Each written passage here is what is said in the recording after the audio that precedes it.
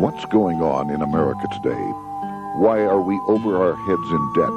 Why can't the politicians bring debt under control? Why are so many people, often both parents now, working at low-paying, dead-end jobs and still making do with less? What's the future of the American economy and way of life? Why does the government tell us inflation is low when the buying power of our paychecks is declining at an alarming rate? Only a generation ago, bread was a quarter, and you could get a new car for $19.95. The problem is that since 1864, we've had a debt-based banking system. All our money is based on government debt.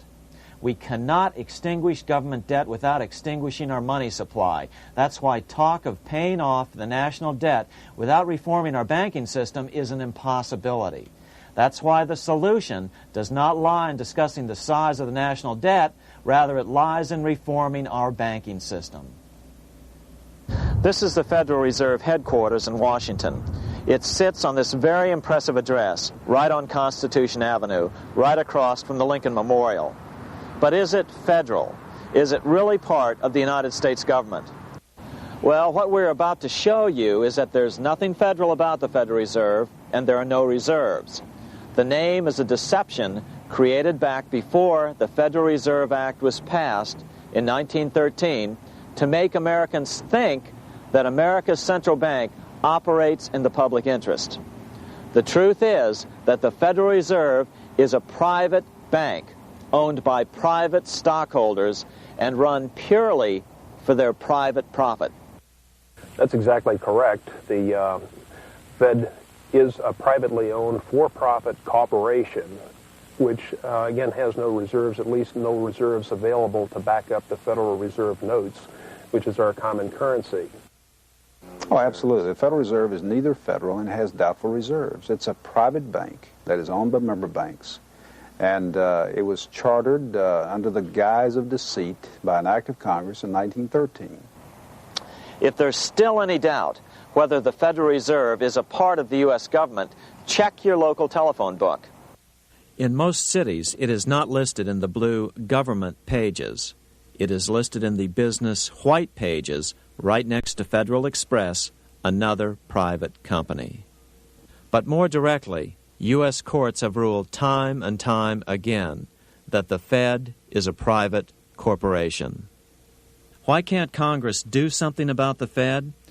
Most members of Congress just don't understand the system, and the few who do are afraid to speak up. For example, initially a veteran congressman from Chicago asked us if he could be interviewed for this video. However, both times our camera crew arrived at his office to do the interview, this was all we were able to film. The congressman never appeared, and eventually decided he no longer wanted to participate. But a few others in Congress have been bolder over the years. Here are 3 quick examples.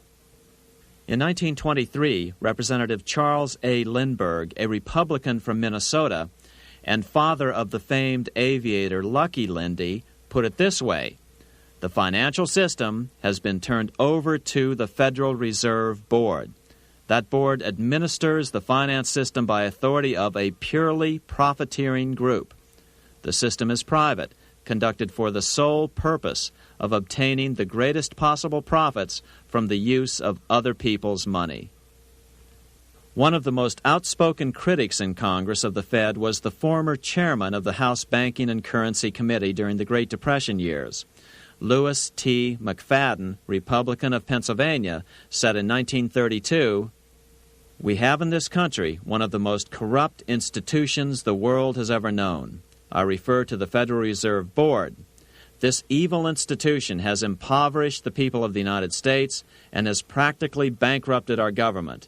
It has done this through the corrupt practices of the moneyed vultures who control it." Senator Barry Goldwater was a frequent critic of the Fed. Most Americans have no real understanding of the operation of the international moneylenders. The accounts of the Federal Reserve System have never been audited. It operates outside the control of Congress and manipulates the credit of the United States. The Federal Reserve really even though it is not part of the federal government, it is more powerful than the federal government. It's more powerful than the president, the Congress, and the courts. Now, a lot of people challenge me on that, but let me prove my case. The Federal Reserve determines what the average person's car payment is going to be, what their house payment is going to be, and whether they have a job or not. And I submit to you that that's total control. And the Federal Reserve is the largest single creditor of the United States government. What does Proverbs tell us? The borrower is servant to the lender.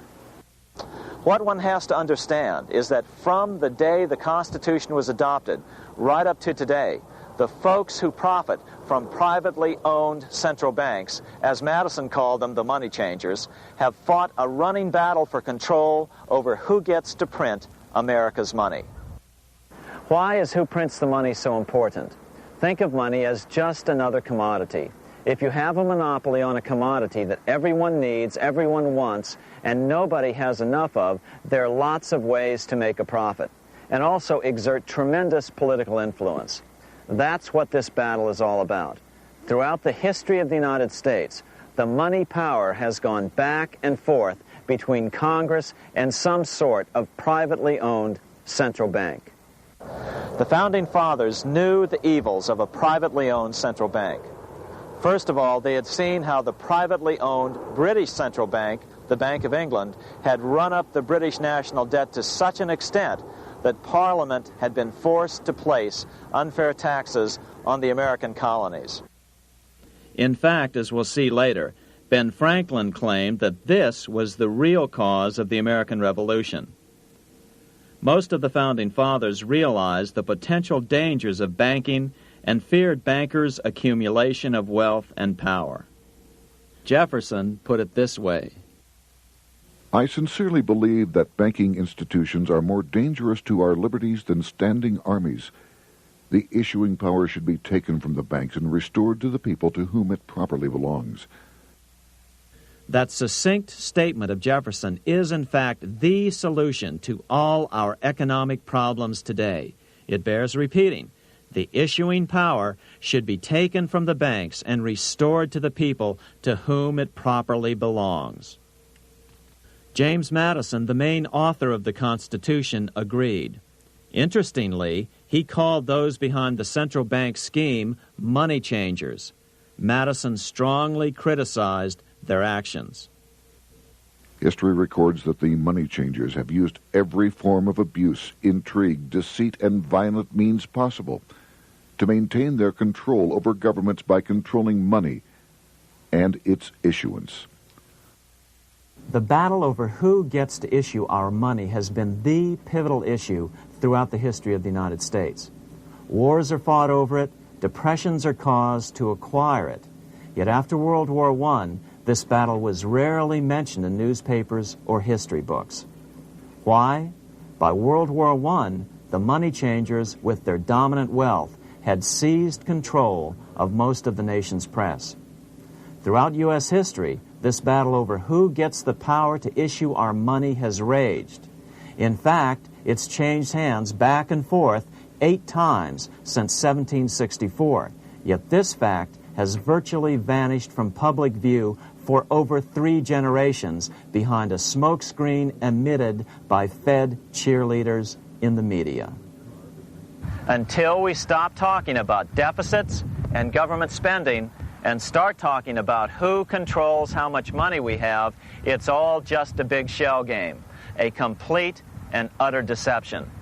It won't matter if you pass an ironclad amendment to the Constitution mandating a balanced budget.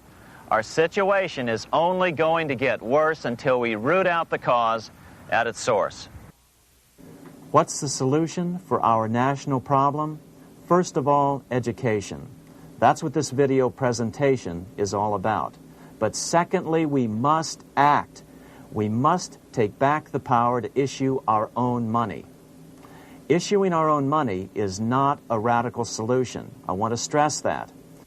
It's the same solution used at different points in U.S. history by men like Benjamin Franklin, Thomas Jefferson, Andrew Jackson, Martin Van Buren, and Abraham Lincoln. So, to sum it up, in 1913, Congress gave an independent central bank, deceptively named the Federal Reserve, a monopoly over issuing America's money, and the debt generated by this quasi-private corporation is what is killing the American economy. Though the Federal Reserve is now the most powerful central bank in the world, it was not the first. So where did this idea come from? To really understand the magnitude of the problem, we have to travel back to Europe. Just who are these money changers James Madison spoke of? In the Bible, 2,000 years ago, Jesus drove the money changers from the temple. It was the only time Jesus used force during his ministry. What were money changers doing in the temple? When Jews came to Jerusalem to pay their temple tax, they could only pay it with a special coin, the half shekel of the sanctuary. This was a half ounce of pure silver about this size. It was the only coin around at that time which was pure silver and of assured weight without the image of a pagan emperor. Therefore, to Jews, the half shekel was the only coin acceptable to God. But these coins were not plentiful. The money changers had cornered the market on them. Then they raised the price, just like any other commodity, to whatever the market would bear. In other words, money changers were making exorbitant profits because they held a virtual monopoly on money. The Jews had to pay whatever they demanded. To Jesus, this totally violated the sanctity of God's house.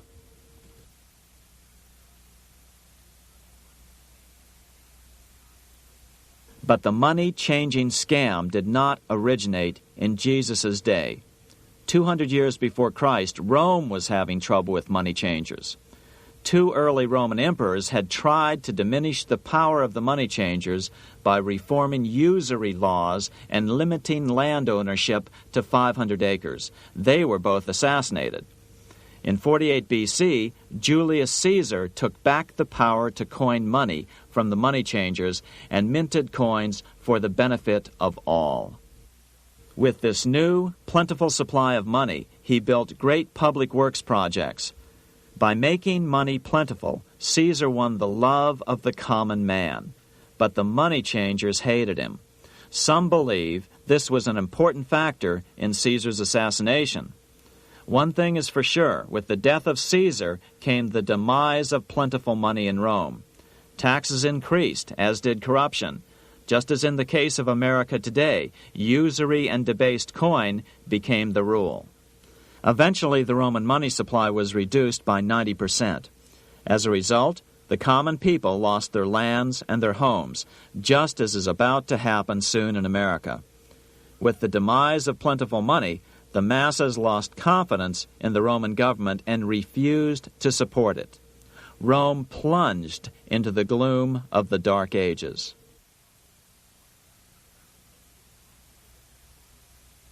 A 1,000 years after the death of Christ, money changers, those who loan out and manipulate the quantity of money, were active in medieval England. In fact, they were so active that acting together, they could manipulate the entire English economy. These were not bankers per se. The money changers generally were the goldsmiths. They were the first bankers because they started keeping other people's gold for safekeeping in their vaults. The first paper money was merely a receipt for gold left at the goldsmith. Paper money caught on because it was more convenient than carrying around a lot of heavy gold and silver coins. Eventually, goldsmiths noticed that only a small fraction of the depositors ever came in and demanded their gold at any one time. Goldsmiths started cheating on the system. They discovered that they could print more money than they had gold, and usually no one would be the wiser. Then they could loan out this extra money and collect interest on it. This was the birth of fractional reserve banking. That is, loaning out many times more money than you have assets on deposit. So, if $1,000 in gold were deposited with them, they could loan out about $10,000 in paper money and draw interest payments on it, and no one would ever discover the deception.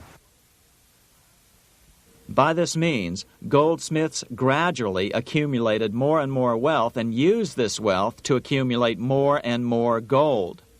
Today, this practice of loaning out more money than there are reserves is known as fractional reserve banking. Every bank in the United States is allowed to loan out at least 10 times more money than they actually have. That's why they get rich on charging, let's say, 8% interest. It's not really 8% per year, which is their income. It's 80%. That's why bank buildings are always the largest in town. But does that mean that all interest or all banking should be illegal? Hardly. In the Middle Ages, canon law, the law of the Catholic Church, forbade charging interest on loans. This concept followed the teachings of Aristotle and St. Thomas Aquinas. They taught that the purpose of money was to serve the members of society, to facilitate the exchange of goods needed to lead a virtuous life. Interest, in their belief, hindered this purpose by putting an unnecessary burden on the use of money. In other words, interest was contrary to reason and justice. Reflecting church law in the Middle Ages, Europe forbade charging interest on loans and made it a crime called usury. As commerce grew, and therefore opportunities for investment arose in the late Middle Ages, it came to be recognized that to loan money had a cost for the lender, both in risk and in lost opportunity. So some charges were allowed, but not interest per se. But all moralists, no matter what religion, condemn fraud, oppression of the poor, and injustice as clearly immoral. As we will see, fractional reserve lending is rooted in a fraud, results in widespread poverty, and reduces the value of everyone else's money. The ancient goldsmiths discovered that extra profits could be made by rowing the economy between easy money and tight money. When they made money easier to borrow, then the amount of money in circulation expanded. Money was plentiful. People took out more loans to expand their businesses. But then the money changers would tighten the money supply. They would make loans more difficult to get. What would happen? Just what happens today. A certain percentage of people could not repay their previous loans and could not take out new loans to repay the old ones. Therefore, they went bankrupt and had to sell their assets to the goldsmiths for pennies on the dollar. The same thing is still going on today. Only today, we call this rowing of the economy up and down the business cycle. Like Julius Caesar, King Henry I of England finally resolved to take the money power away from the goldsmiths about 1100 A.D. Henry could have used anything as money, seashells, feathers, or even yak dung, as is often done in remote Tibetan provinces. But he invented one of the most unusual money systems in history. It was called the tally stick system. Here I have one of the few surviving examples of this form of British money, which lasted 726 years until 1826, a tally stick. The tally system was adopted to avoid the monetary manipulation of the goldsmiths. Tally sticks were money fabricated out of sticks of polished wood. Notches were cut along one edge of the stick to indicate the denominations. Then the stick was split lengthwise through the notches so that both pieces still had a record of the notches. The king kept one half to protect against counterfeiting. Then he would spend the other half into the economy and they would circulate as money. This particular tally stick is huge. It represented 25,000 pounds. One of the original stockholders in the Bank of England purchased his original shares with this stick. In other words, he bought shares in the world's richest and most powerful corporation with a stick of wood. It's ironic that after its formation in 1694, the Bank of England attacked the tally stick system because it was money outside the power of the money changers, just as King Henry had wanted it to be. Why do people accept sticks of wood for money? That's a great question. Throughout history, people traded anything they thought had value and used as money. You see, the secret is that money is only what people agree on to use as money. What's our paper money today? It's really just paper. But here's the trick. King Henry ordered that tally sticks had to be used to pay the king's taxes. This built-in demand for tally sticks immediately made them circulate and be accepted as money. And they worked well. In fact, no other form of money has worked so well for so long as tally sticks. Keep in mind, the British Empire was built under the tally stick system. The tally stick system succeeded despite the fact that the money changers constantly attacked it by offering the metal coin system as competition.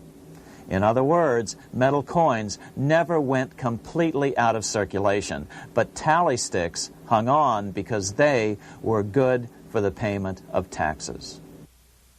Finally, in the 1500s, King Henry VIII relaxed the laws concerning usury, and the money changers wasted no time reasserting themselves. They quickly made their gold and silver money plentiful for a few decades. But when Queen Mary took the throne and tightened the usury laws again, the money changers renewed the hoarding of gold and silver coins, forcing the economy to plummet. When Queen Mary's sister, Queen Elizabeth I, took the throne, she was determined to regain control over English money. Her solution was to issue gold and silver coins from the public treasury and take the control over the money supply away from the money changers. Although control over money was not the only cause of the English Revolution in 1642, religious differences fueled the conflict. Monetary policy played a major role. Financed by the money changers, Oliver Cromwell finally overthrew King Charles, purged the Parliament, and put the king to death. The money changers were immediately allowed to consolidate their financial power. The result was that for the next 50 years, the money changers plunged Great Britain into a series of costly wars. They took over a square mile of property in the center of London, known as the City of London. This area today is still known as one of the 3 predominant financial centers of the world. Conflicts with the Stuart kings led the money changers in England to combine with those in the Netherlands to finance the invasion of William of Orange, who overthrew the Stuarts in 1688 and took the English throne.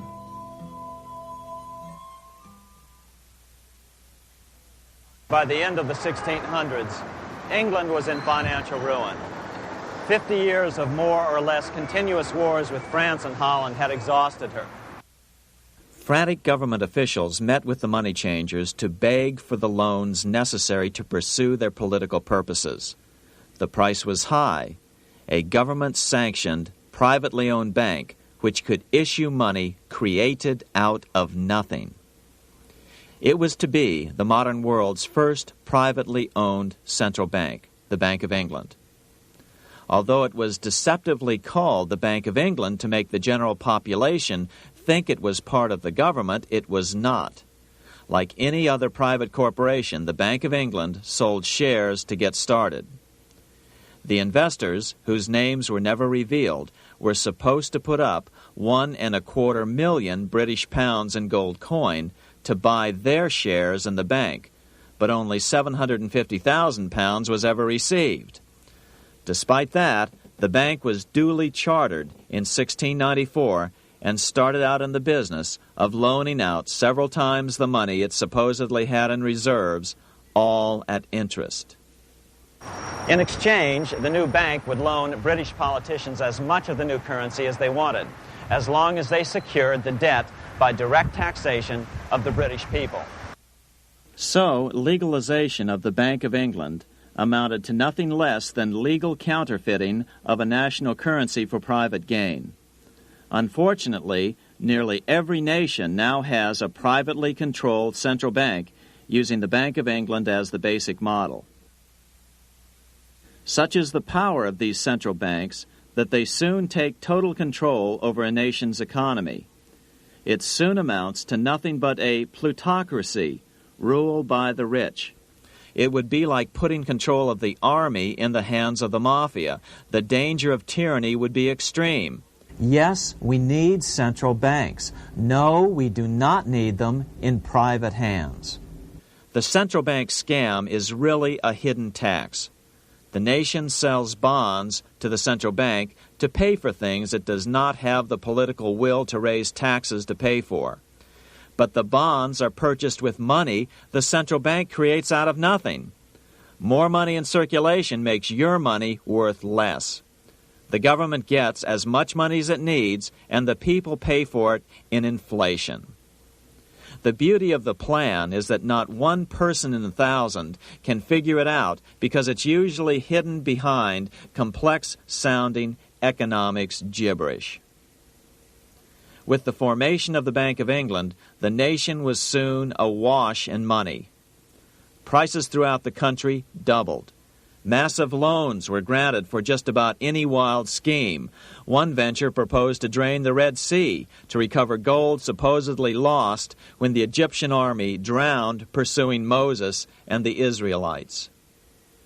By 1698, government debt grew from the initial £1.25 million to £16 million. Naturally, taxes were increased and then increased again to pay for all of this. With the British money supply firmly in their grip, the British economy began a wild roller coaster series of booms and depressions, exactly the sort of thing a central bank claims it is determined to prevent. There are two things which I think are intrinsic not just to the Bank of England but to central banking generally. The first is an involvement in the formulation of monetary policy with the specific objective of achieving monetary stability. However, since the Bank of England took control, the British pound has rarely been stable. Now let's take a look at the role of the Rothschild family, the family said to be the wealthiest in the world.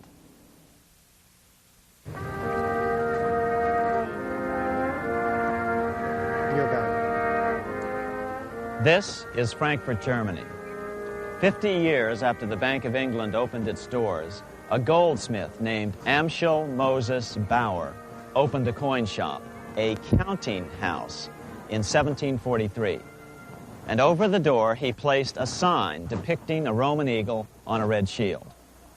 The shop became known as the Red Shield Firm, or in German, Rothschild. When his son, Amschel Meyer Bauer, inherited the business, he decided to change his name to Rothschild. Amschel soon learned that loaning money to governments and kings was more profitable than loaning to private individuals. Not only were the loans bigger, but they were secured by the nation's taxes. Mayer Rothschild had 5 sons. He trained them all in the skills of money creation, then sent them out to the major capitals of Europe to open branch offices of the family banking business.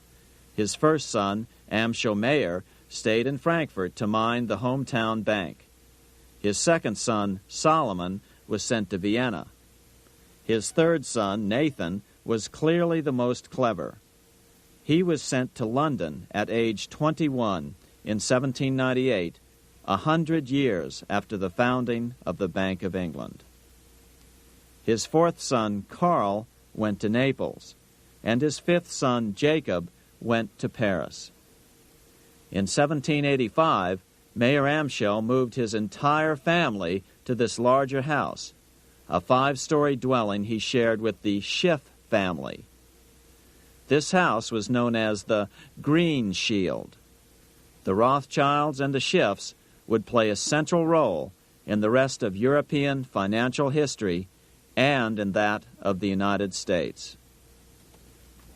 The Rothschilds broke into dealings with European royalty here at Wilhelmshof, the palace of the wealthiest man in Germany, in fact, the wealthiest monarch in all Europe, Prince William of Hesse-Kassel. At first, the Rothschilds were only helping William speculate in precious coins. But when Napoleon chased Prince William into exile, he sent £550,000, a gigantic sum at that time, to Nathan Rothschild in London with instructions for him to buy consols, British government bonds, also called government stock. But Rothschild used the money for his own purposes. With Napoleon on the loose, the opportunities of wartime investments were nearly limitless. William returned here sometime prior to the Battle of Waterloo in 1815. He summoned Rothschild and demanded his money back. The Rothschilds returned William's money with the interest the British consuls would have paid him had the investment actually been made. But the Rothschilds kept all the past profits they had made using William's money. Nathan Rothschild later bragged that in the 17 years he'd been in England, he'd increased his original £20,000 stake given to him by his father by 2,500 times. By cooperating within the family, the Rothschilds soon grew unbelievably wealthy. By the mid-1800s, they dominated all European banking and were certainly the wealthiest family in the world. They financed Cecil Rhodes, making it possible for him to establish a monopoly over the diamond and gold fields of South Africa. In America, they financed the Harrimans and railroads, the Vanderbilts and railroads and the press, and Carnegie in the steel industry, among many others. In fact, during World War I, J.P. Morgan was thought to be the richest man in America. But after his death, it was discovered that he was actually only a lieutenant of the Rothschilds.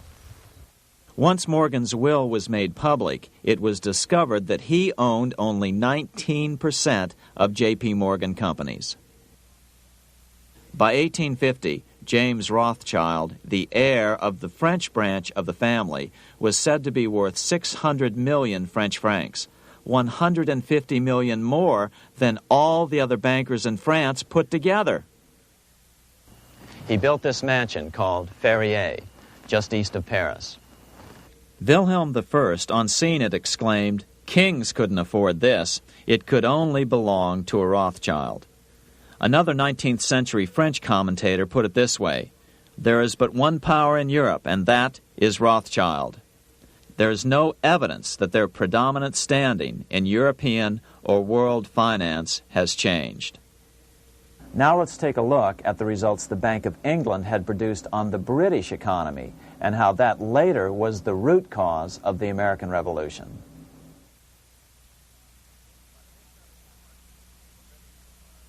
By the mid-1700s, the British Empire was nearing its height of power around the world.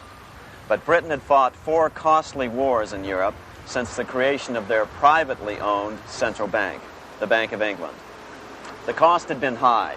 To finance these wars, the British Parliament here had borrowed heavily from the bank. By the mid-1700s, the government's debt here in Britain was £140 million, a staggering sum for those days. Consequently, the British government embarked on a program of trying to raise revenues from their American colonies in order to make their interest payments to the bank. But in America, it was a different story. The scourge of a privately owned central bank had not yet hit. This is Independence Hall in Philadelphia, where the Declaration of Independence and Constitution were signed. In the mid-1700s, pre-revolutionary America was still relatively poor. There was a severe shortage of precious metal coins to trade for goods, so the early colonists were forced to experiment with printing their own homegrown paper money. Some of these experiments were successful. Franklin was a big supporter of the colonies printing their own paper money. In 1757, Franklin was sent to London. He ended up staying for the next 18 years here, nearly until the start of the American Revolution. During this period, the American colonies began to issue their own money. Called colonial scrip, the endeavor was very successful. It provided a reliable medium of exchange, and it also helped to provide a feeling of unity between the colonies. Remember, colonial scrip was just paper money, debt-free money, printed in the public interest, and not backed by gold or silver coin. In other words, it was a totally fiat currency. One day, officials of the Bank of England asked Franklin how he would account for the newfound prosperity of the colonies. Without hesitation, he replied, "That is simple. In the colonies, we issue our own money. It is called colonial scrip. We issue it in proper proportion to the demands of trade and industry to make the products pass easily from the producers to the consumers. In this manner, creating for ourselves our own paper money, we control its purchasing power, and we have no interest to pay to no one." This was just common sense to Franklin, but you can imagine the impact it had on the Bank of England. America had learned the secret of money, and that genie had to be returned to its bottle as soon as possible.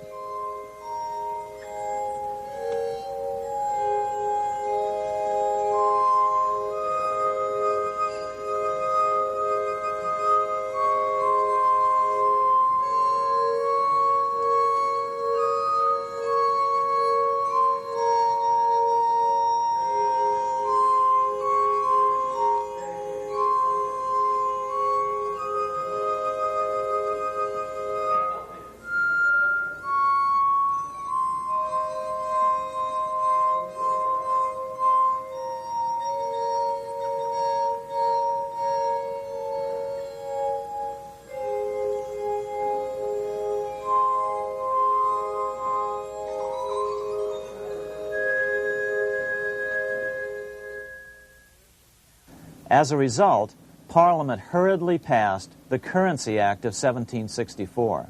This prohibited colonial officials from issuing their own money and ordered them to pay all future taxes in gold or silver coins.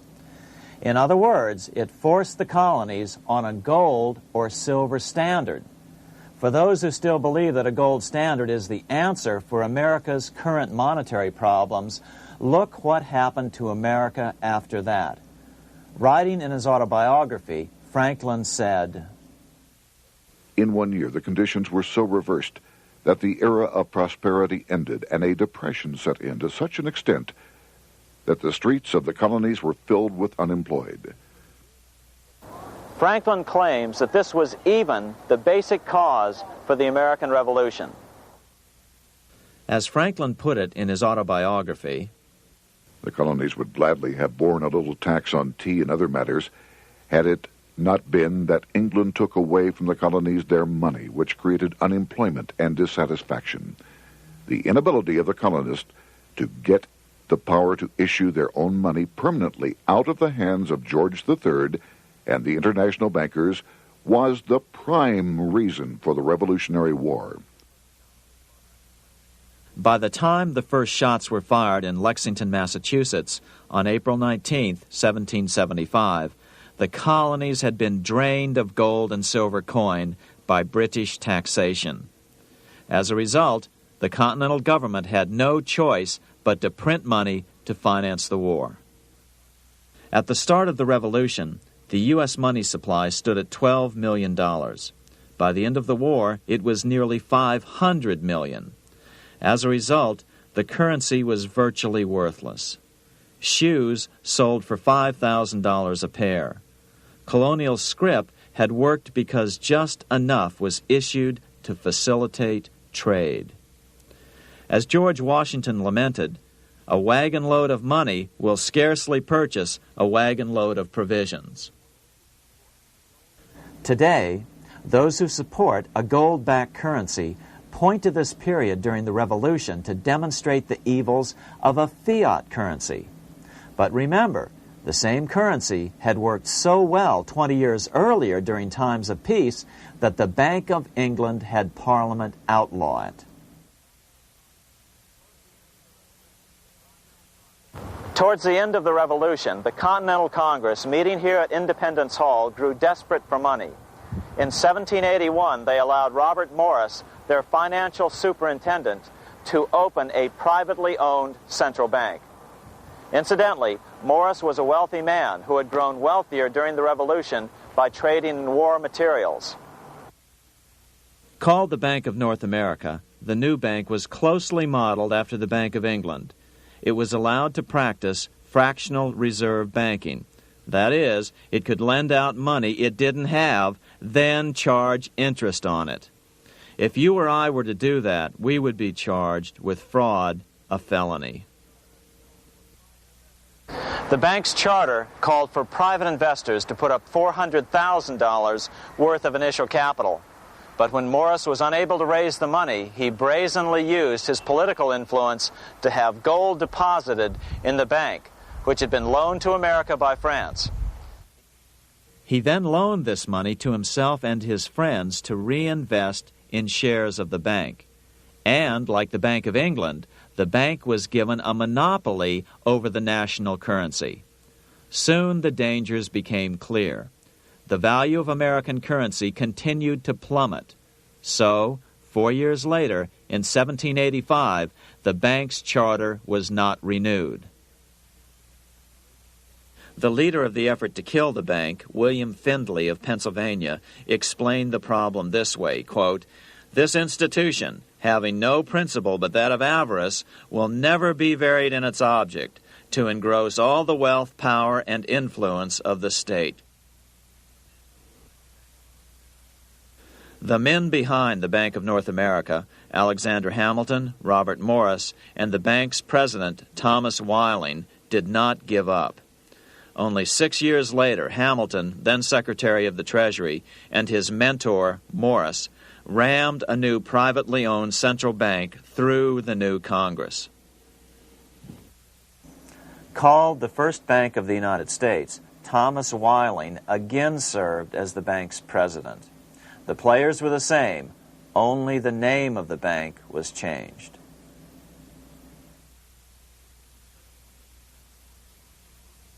In 1787, colonial leaders assembled in Philadelphia to replace the ailing Articles of Confederation. As we saw earlier, both Thomas Jefferson and James Madison were unalterably opposed to a privately owned central bank. They had seen the problems caused by the Bank of England. They wanted nothing of it. As Jefferson later put it, "If the American people ever allow private banks to control the issue of their currency, first by inflation, then by deflation, the banks and the corporations which grow up around them will deprive the people of all property until their children wake up homeless on the continent their fathers conquered."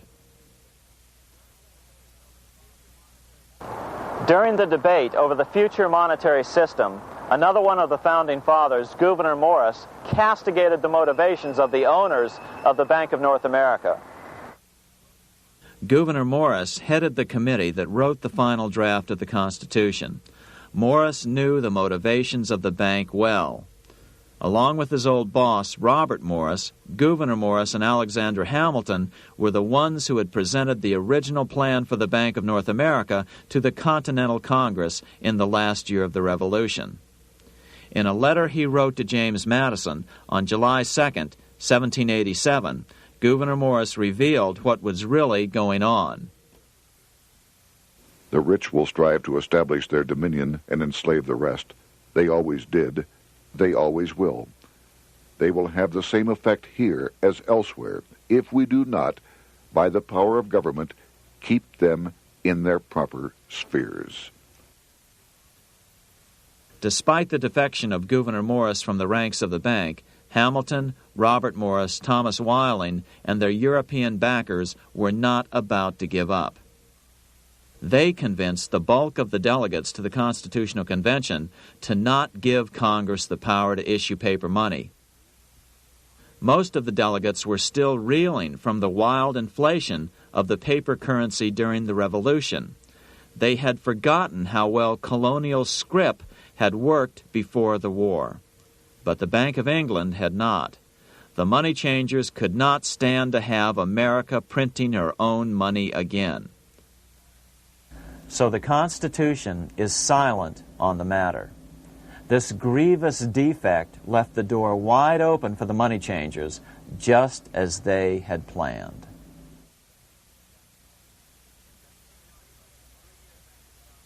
In 1790, less than 3 years after the Constitution had been signed, the money changers struck again.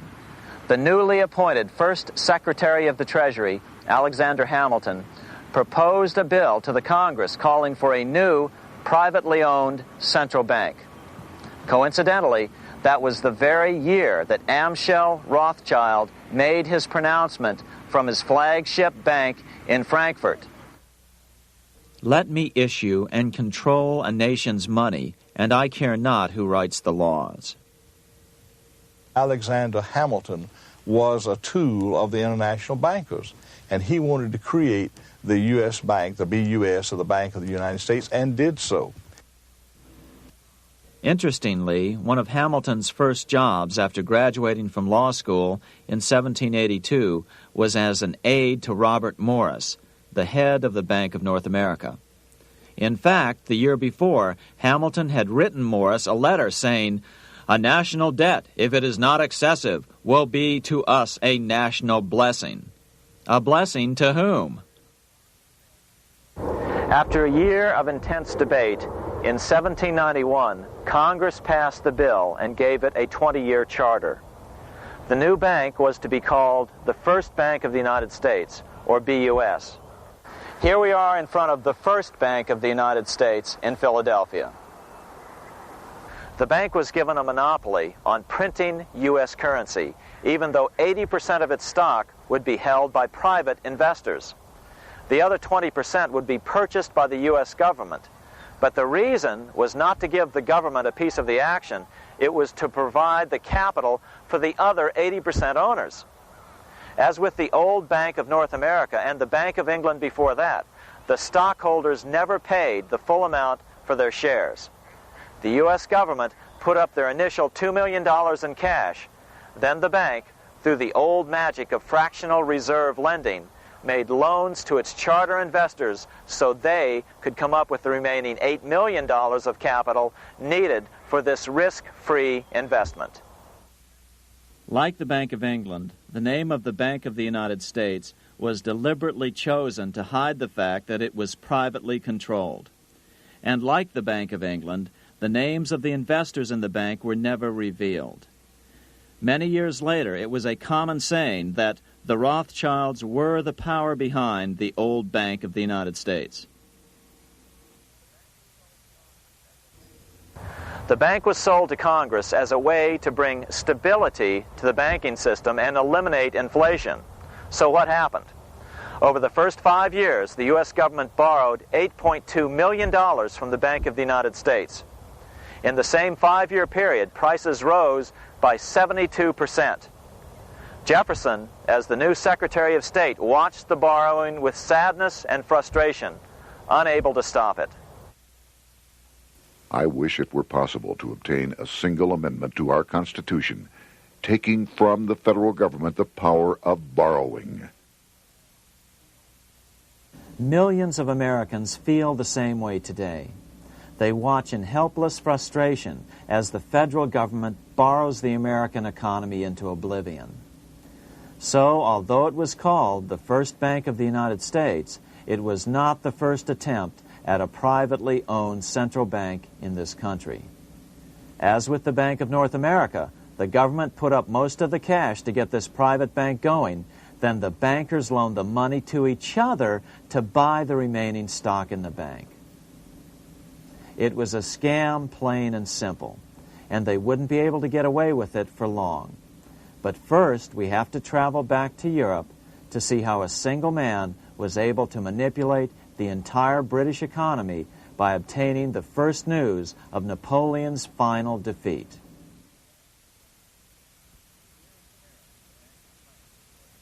Here in Paris, the Bank of France was organized in 1800, just like the Bank of England.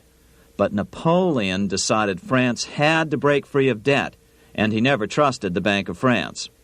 He declared that when a government is dependent upon bankers for money, the bankers, not the leaders of the government, are in control. The hand that gives is above the hand that takes. Money has no motherland. Financiers are without patriotism and without decency. Their sole object is gain. Back in America, unexpected help was about to arrive. In 1800, Thomas Jefferson narrowly defeated John Adams to become the third president of the United States. By 1803, Jefferson and Napoleon had struck a deal. The U.S. would give Napoleon $3 million in gold in exchange for a huge chunk of territory west of the Mississippi River, the Louisiana Purchase. With that $3 million, Napoleon quickly forged an army and set off across Europe, conquering everything in his path. But the Bank of England quickly rose to oppose him. They financed every nation in his path, reaping the enormous profits of war. Prussia, Austria, and finally Russia all went heavily into debt in a futile attempt to stop Napoleon. 4 years later, with the main French army in Russia, 30-year-old Nathan Rothschild, the head of the London office of the Rothschild family, personally took charge of a bold plan to smuggle a much-needed shipment of gold right through France to finance an attack by the Duke of Wellington from Spain. Nathan later bragged at a dinner party in London that it was the best business he'd ever done.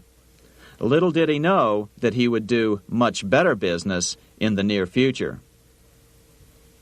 Wellington's attacks from the south and other defeats eventually forced Napoleon to abdicate, and Louis XVIII was crowned king. Napoleon was exiled to Elba, a tiny island off the coast of Italy, supposedly exiled from France forever. While Napoleon was in exile on Elba, temporarily defeated by England with the financial help of the Rothschilds, America was trying to break free of its central bank as well.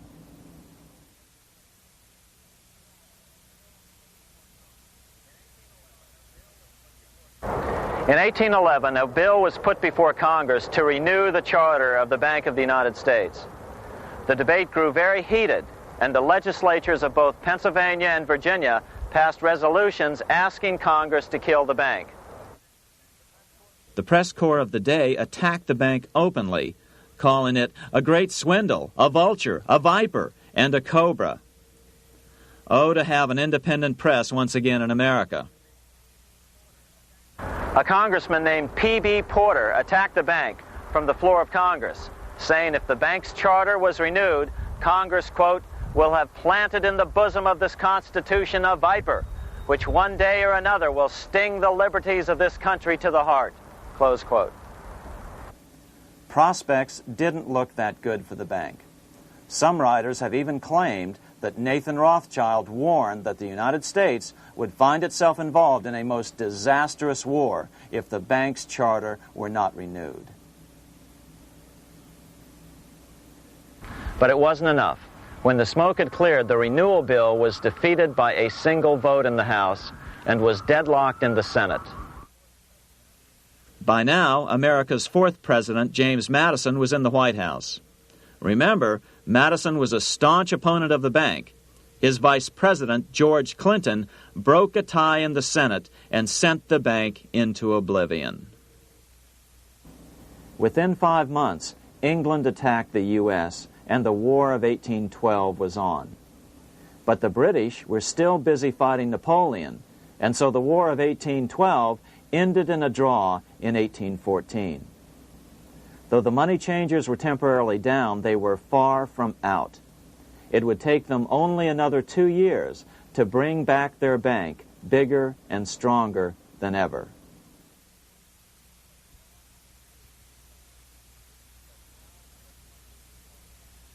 But now let's return to Napoleon, because nothing else in history more aptly demonstrates the ingenuity of the Rothschild family than their control of the British stock market after Waterloo. In 1815, a year after the end of the War of 1812 in America, Napoleon escaped his exile and returned to Paris.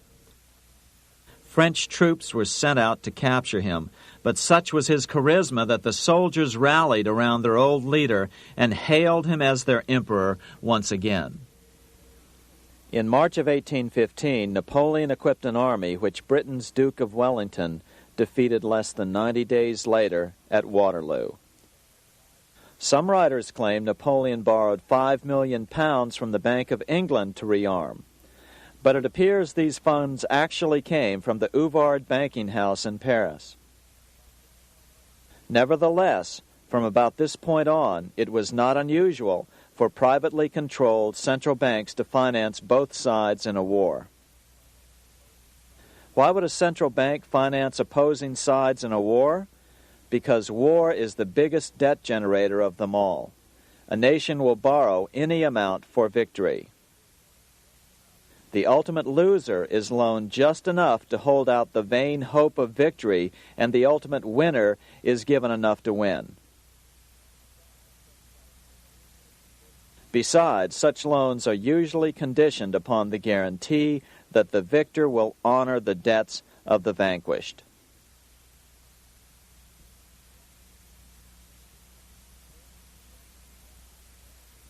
This is the Waterloo battlefield about 200 miles northeast of Paris in what today is Belgium.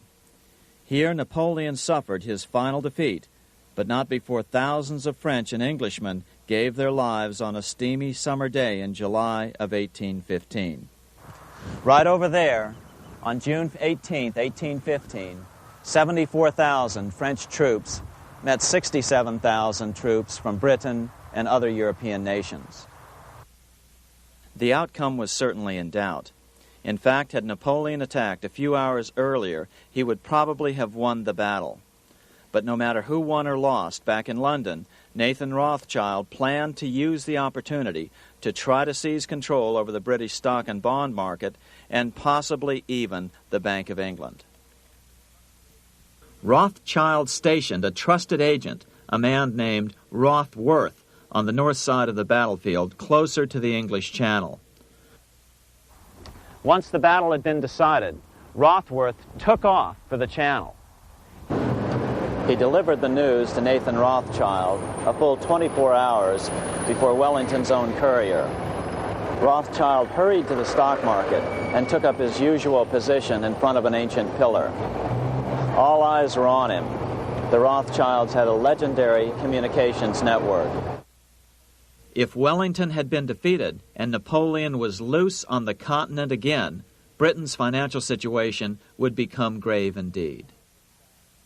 Rothschild looked saddened. He stood there motionless, eyes downcast. Then suddenly he began selling. Other nervous investors saw that Rothschild was selling. It could only mean one thing. Napoleon must have won, Wellington must have lost. The market plummeted. Soon everyone was selling their consols, their British government bonds, and prices dropped sharply. But then Rothschild started secretly buying up the consols through his agents for only a fraction of their worth hours before. Myths, legends, you say? 100 years later, the New York Times ran a story which said that Nathan's grandson had attempted to secure a court order to suppress a book with this stock market story in it. The Rothschild family claimed the story was untrue and libelous, but the court denied the Rothschilds' request and ordered the family to pay all court costs. What's even more interesting about this story is that some authors claim that the day after the Battle of Waterloo, in a matter of hours, Nathan Rothschild came to dominate not only the bond market, but the Bank of England as well. Whether or not the Rothschild family seized control of the Bank of England, the first privately owned central bank in a major European nation and the wealthiest, one thing is certain. By the mid-1800s, the Rothschilds were the richest family in the world, bar none. They dominated the new government bond markets and branched into other banks and industrial concerns. In fact, the rest of the 19th century was known as the Age of the Rothschilds. Despite this overwhelming wealth, the family has generally cultivated an aura of invisibility. Although the family controls scores of industrial, commercial, mining, and tourist corporations, only a handful bear the Rothschild name. By the end of the 19th century, one expert estimated that the Rothschild family controlled half the wealth of the world. Whatever the extent of their vast wealth, it is reasonable to assume that their percentage of the world's wealth has increased since then. But since the turn of the century, the Rothschilds have cultivated the notion that their power has somehow waned even as their wealth increases.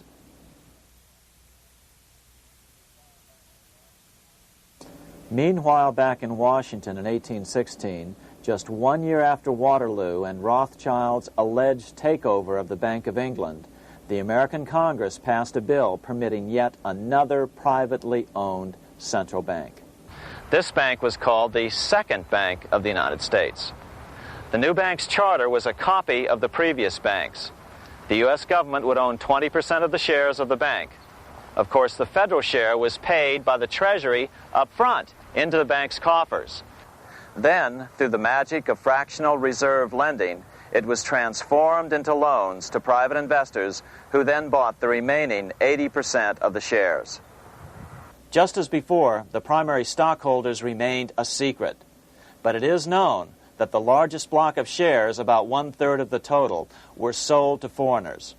As one observer put it, it is certainly no exaggeration to say that the Second Bank of the United States was rooted as deeply in Britain as it was in America. So, by 1816, some authors claim the Rothschilds had taken control over the Bank of England and backed a new, privately owned central bank in America as well.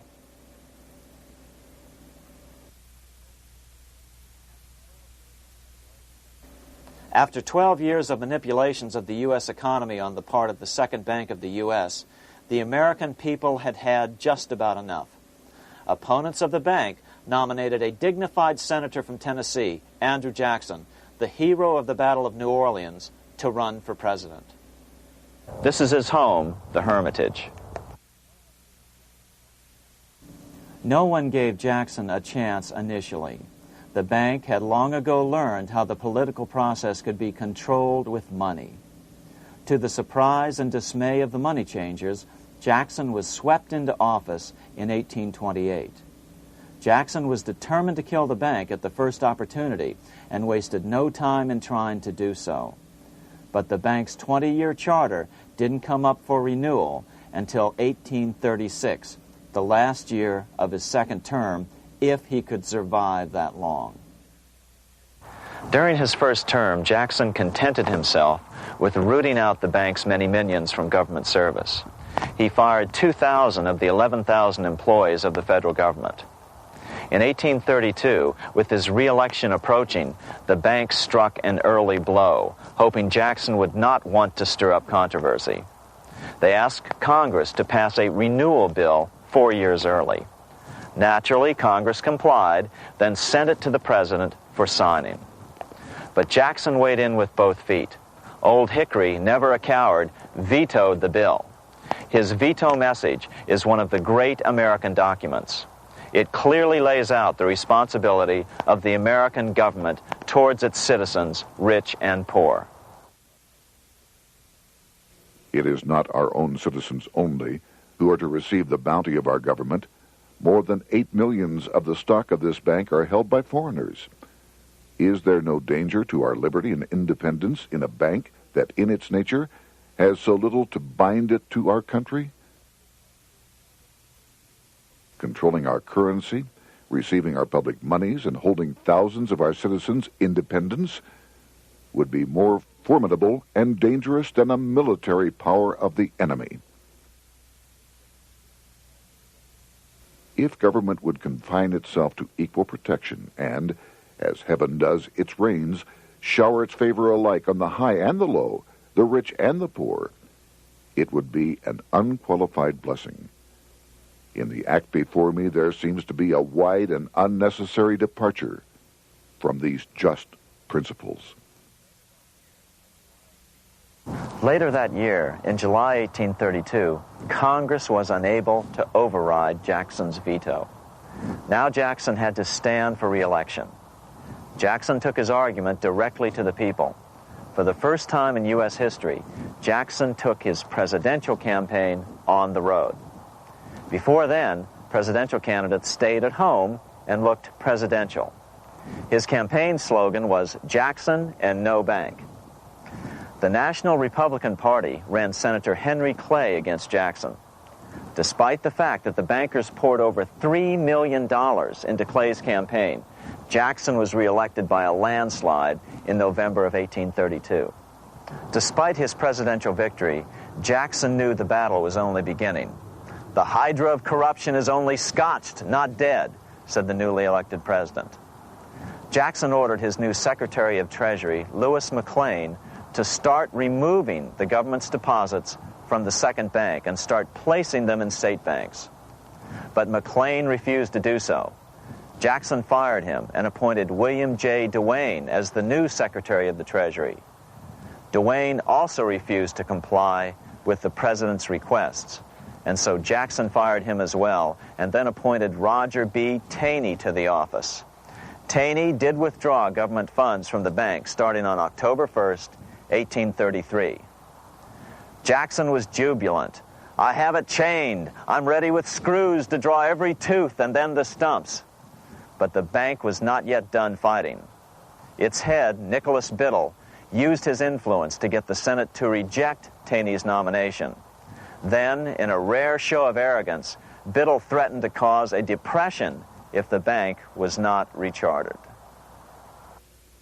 This worthy president thinks that because he has scalped Indians and imprisoned judges, he is to have his way with the bank. He is mistaken. Next, in an unbelievable fit of honesty for a central banker, Biddle admitted that the bank was going to make money scarce to force Congress to restore the bank. Nothing but widespread suffering will produce any effect on Congress. Our only safety is in pursuing a steady course of firm restriction, and I have no doubt that such a course will ultimately lead to restoration of the currency and the recharter of the bank. What a stunning revelation. Here was the pure truth, revealed with shocking clarity. Biddle intended to use the money contraction power of the bank to cause a massive depression until America gave in. Unfortunately, this has happened time and time again throughout U.S. history and is about to happen again in today's world. Nicholas Biddle made good on his threat. The bank sharply contracted the money supply by calling in old loans and refusing to extend new ones. A financial panic ensued, followed by a deep depression. Naturally, Biddle blamed Jackson for the crash, saying that it was caused by the withdrawal of federal funds from the bank. Unfortunately, his plan worked well. Wages and prices sagged. Unemployment soared along with business bankruptcies. The nation quickly went into an uproar. Newspaper editors blasted Jackson in editorials. The bank threatened to withhold payments, which then could be made directly to key politicians for their support. Within only months, Congress assembled in what was called the panic session. 6 months after he had withdrawn funds from the bank, Jackson was officially censured by a resolution which passed the Senate by a vote of 26 to 20. It was the first time a president had ever been censured by Congress. Jackson lashed out at the bank. "You are a den of vipers. I intend to rout you out, and by eternal God, I will rout you out." America's fate teetered on a knife edge. If Congress could muster enough votes to override Jackson's veto, the bank would be granted another 20-year monopoly or more over America's money, time enough to consolidate its already great power. Then a miracle occurred. The governor of Pennsylvania came out supporting President Jackson and strongly criticized the bank. On top of that, Biddle had been caught boasting in public about the bank's plan to crash the economy. Suddenly, the tide shifted. In April of 1834, the House of Representatives voted 134 to 82 against rechartering the bank. This was followed up by an even more lopsided vote to establish a special committee to investigate whether the bank had caused the crash. When the investigating committee arrived at the bank's door in Philadelphia, armed with a subpoena to examine the books, Biddle refused to give them up. Nor would he allow inspection of correspondence with congressmen relating to their personal loans and advances he'd made to them. He also refused to testify before the committee back in Washington. On January 8, 1835, Jackson paid off the final installment on the national debt, which had been necessitated by allowing the banks to issue currency for government bonds rather than simply issuing treasury notes without such debt. He was the only president to ever pay off the debt. A few weeks later, on January 30th, 1835, an assassin by the name of Richard Lawrence tried to shoot President Jackson, but by the grace of God, both pistols misfired. Lawrence was later found not guilty by reason of insanity. After his release, he bragged to friends that powerful people in Europe had put him up to the task and promised to protect him if he were caught. The following year, when its charter ran out, the Second Bank of the United States ceased functioning as the nation's central bank. Biddle was later arrested and charged with fraud. He was tried and acquitted, but died shortly thereafter while still tied up in civil suits. After his second term as president, Jackson retired here to the Hermitage outside of Nashville to live out his life. He is still remembered here for his determination to kill the bank. In fact, he killed it so well that it took the money changers 77 years to undo the damage. When asked what his most important accomplishment had been, Jackson replied, "I killed the bank." Unfortunately, even Jackson failed to grasp the entire picture and its root cause. Although Jackson had killed the central bank, the most insidious weapon of the money changers, fractional reserve banking, remained in use by the numerous state-chartered banks. This fueled economic instability in the years before the Civil War.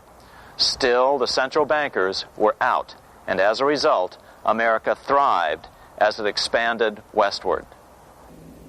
During this time, the principal money changers struggled to regain their lost centralized power, but to no avail. Then, finally, they reverted to the old central bankers' formula: war to create debt and dependency.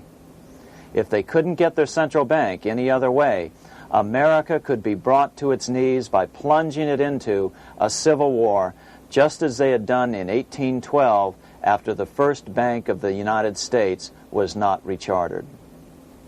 1 month after the inauguration of Abraham Lincoln, the first shots of the American Civil War were fired here at Fort Sumter, South Carolina, on April 12, 1861.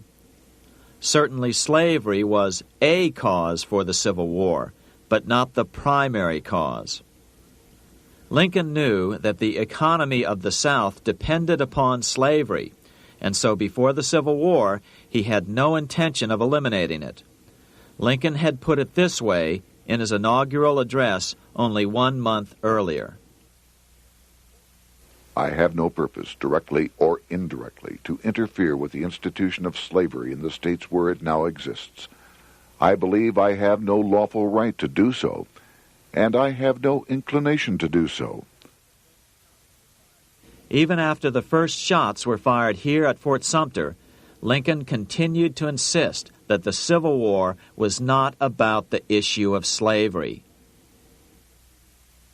My paramount objective is to save the Union, and it is not either to save or destroy slavery. If I could save the Union without freeing any slave, I would do it. So what was the Civil War all about? There were many factors at play. Northern industrialists had used protective tariffs to prevent the southern states from buying cheaper European goods. Europe retaliated by stopping cotton imports from the South. The southern states were in a double financial bind. They were forced to pay more for most of the necessities of life, while their income from cotton exports plummeted. The South was angry. But there were other factors at work. The money changers were still stung by America's withdrawal from their control 25 years earlier. Since then, America's wildcat economy had made the nation rich, a bad example for the rest of the world. The central bankers now saw an opportunity to split the rich new nation, to divide and conquer by war. Was this just some sort of wild conspiracy theory at the time? Well, let's take a look at what a well-placed observer of the scene had to say at the time. His name was Otto von Bismarck, Chancellor of Germany, the man who united the German states a few years later. The division of the United States into federations of equal force was decided long before the Civil War by the high financial powers of Europe. These bankers were afraid that the United States, if they remained as one bloc and as one nation, would attain economic and financial independence which would upset their financial domination over the world. Within months after the first shots here at Fort Sumter, the central bankers loaned Napoleon III of France, the nephew of the Waterloo Napoleon, 210 million francs to seize Mexico and station troops along the southern border of the U.S., taking advantage of their war to violate the Monroe Doctrine and return Mexico to colonial rule. No matter what the outcome of the Civil War, a weakened America, heavily indebted to the money changers, would open up Central and South America once again to European colonization and domination. The very thing America's Monroe Doctrine had forbade in 1823. At the same time, Great Britain moved 11,000 troops into Canada and positioned them menacingly along America's northern border. The British fleet went to war alert should their quick intervention be called for. Lincoln knew he was in a double bind. That's why he agonized over the fate of the Union. There was a lot more to it than just differences between the North and the South. That's why his emphasis was always on union and not merely the defeat of the South. But Lincoln needed money to win. In 1861, Lincoln and his Secretary of Treasury, Salmon P. Chase, went to New York to apply for the necessary loans. The money changers, anxious to see the Union fail, offered loans at 24 to 36% interest. Lincoln said thanks, but no thanks, and returned to Washington. Lincoln sent for an old friend, Colonel Dick Taylor of Chicago, and put him on the problem of financing the war. During one meeting, Lincoln asked Taylor what he'd discovered. Taylor put it this way. Why, Lincoln, that is easy. Just get Congress to pass a bill authorizing the printing of full legal tender Treasury notes, and pay your soldiers with them, and go ahead and win your war with them also. When Lincoln asked if the people of the United States would accept the notes, Taylor said, "The people, or anyone else, will not have any choice in the matter if you make them full legal tender.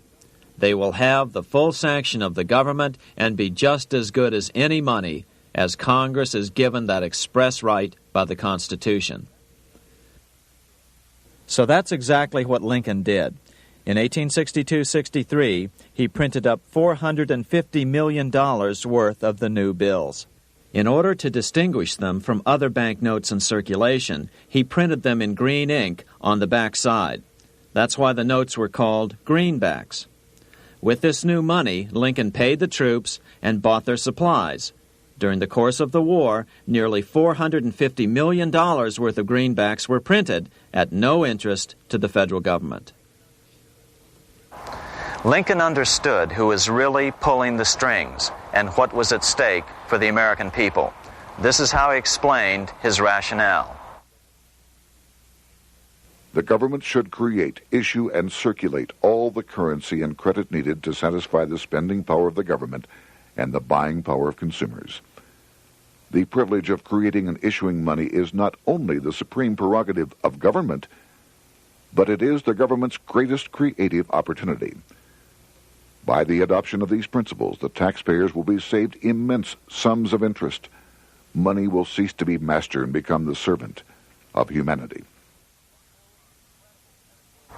A truly incredible editorial in the London Times explained the central bankers' attitude towards Lincoln's greenbacks. If this mischievous financial policy, which has its origins in North America, shall become indurated down to a fixture, then That government will furnish its own money without cost. It will pay off debts and be without debt. It will have all the money necessary to carry on its commerce. It will become prosperous without precedent in the history of the world. The brains and wealth of all countries will go to North America. That country must be destroyed, or it will destroy every monarchy on the globe.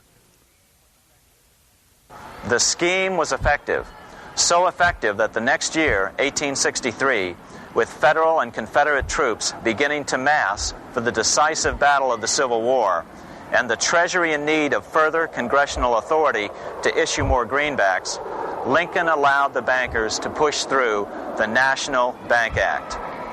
These new national banks would operate under a virtual tax-free status and collectively had the exclusive monopoly power to create the new form of money, banknotes. Though greenbacks continued to circulate, their numbers were not increased. But most importantly, from this point on, the entire U.S. money supply would be created out of debt by bankers buying U.S. government bonds and issuing them for reserves for banknotes. As historian John Kenneth Galbraith explained it, in numerous years following the war, the federal government ran a heavy surplus. It could not, however, pay off its debt, retire its securities, because to do so meant there would be no bonds to back the national banknotes. To pay off the debt was to destroy the money supply.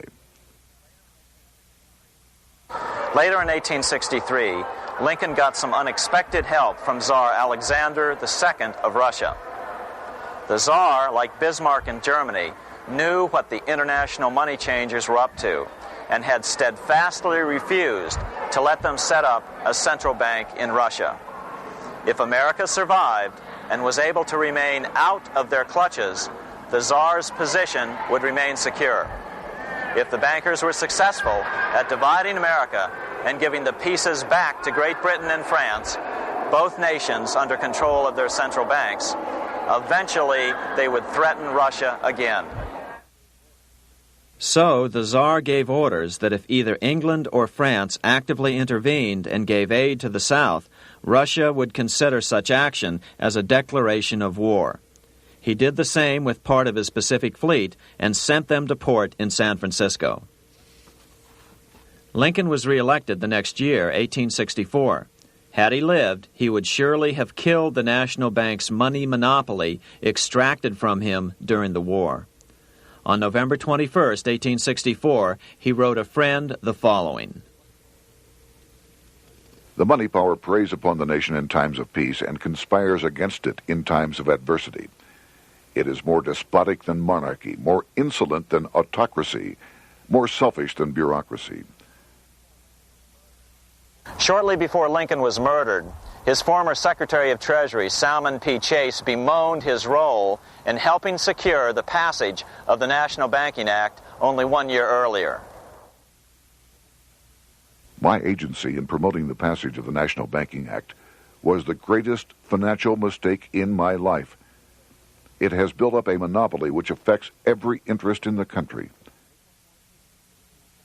On April 14, 1865, 41 days after his second inauguration and just 5 days after Lee surrendered to Grant at Appomattox, Lincoln was shot by John Wilkes Booth at Ford's Theater.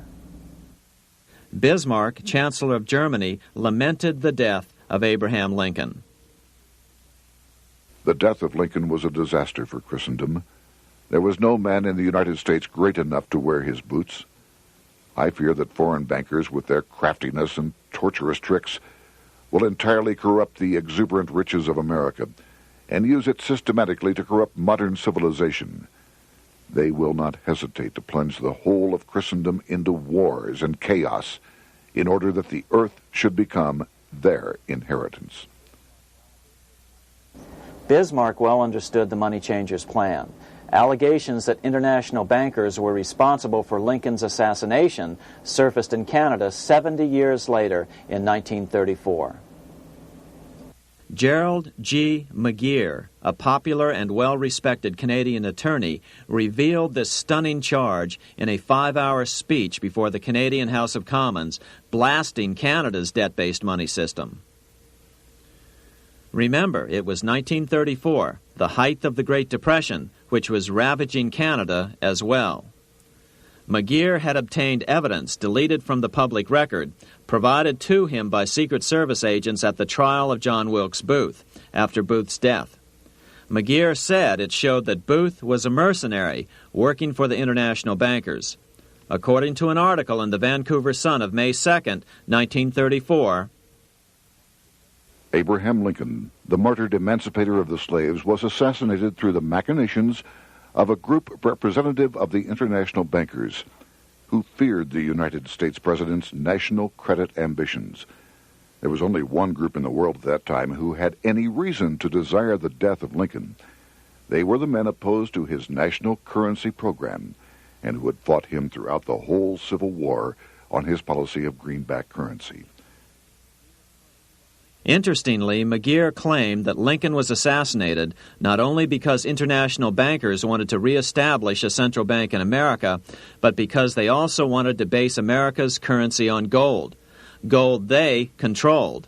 In other words, put America on a gold standard. Lincoln had done just the opposite by issuing U.S. notes, greenbacks, which were based purely on the good faith and credit of the United States. The article quoted McGeer as saying, "They were the men interested in the establishment of the gold standard and the right of the bankers to manage the currency and credit of every nation in the world. With Lincoln out of the way, they were able to proceed with that plan and did proceed with it in the United States. Within 8 years after Lincoln's assassination, silver was demonetized and the gold standard money system set up in the United States." Not since Lincoln has the U.S. issued debt-free United States notes. These red-sealed bills, which were issued in 1963, were not a new issue from President Kennedy, but merely the old greenbacks reissued year after year. In another act of folly and ignorance, the 1994 Regal Act actually authorized the replacement of Lincoln's greenbacks with debt-based notes. In other words, greenbacks were in circulation in the United States until 1994. Why was silver bad for the bankers and gold good? Simple. Because silver was plentiful in the United States. It was very hard to control. Gold was, and always has been, scarce.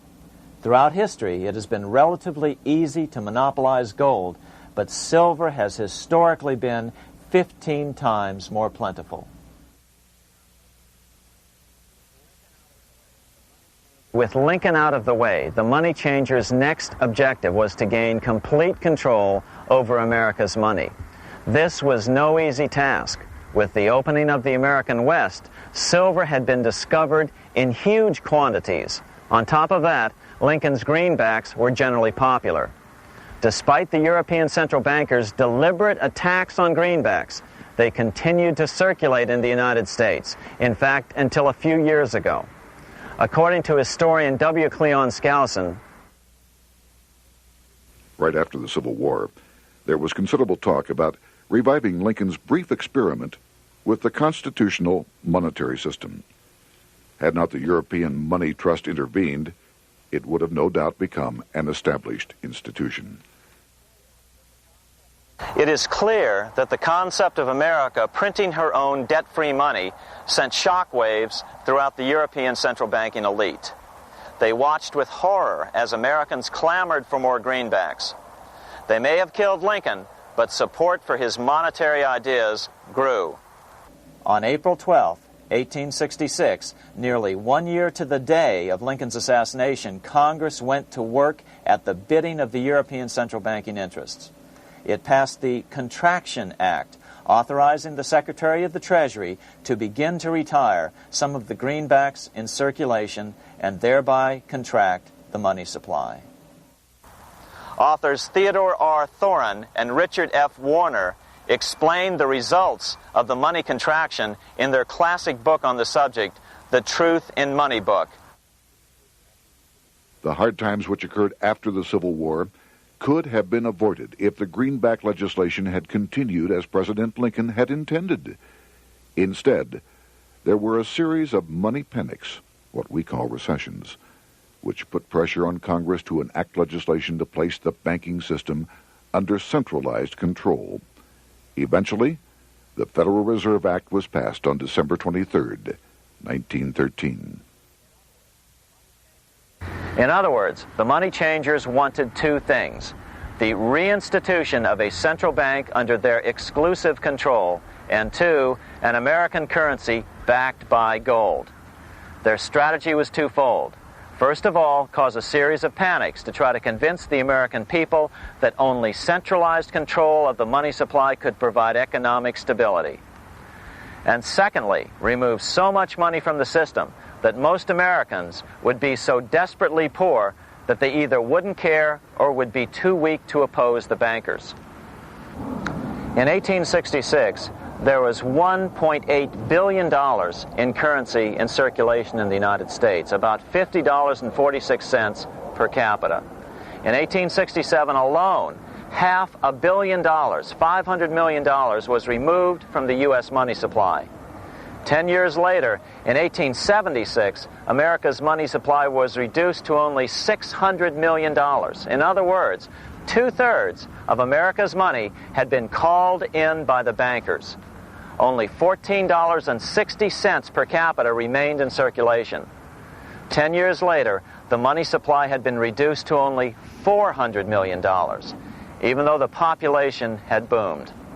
The result was that only $6.67 per capita remained in circulation, a 760% loss in buying power over 20 years.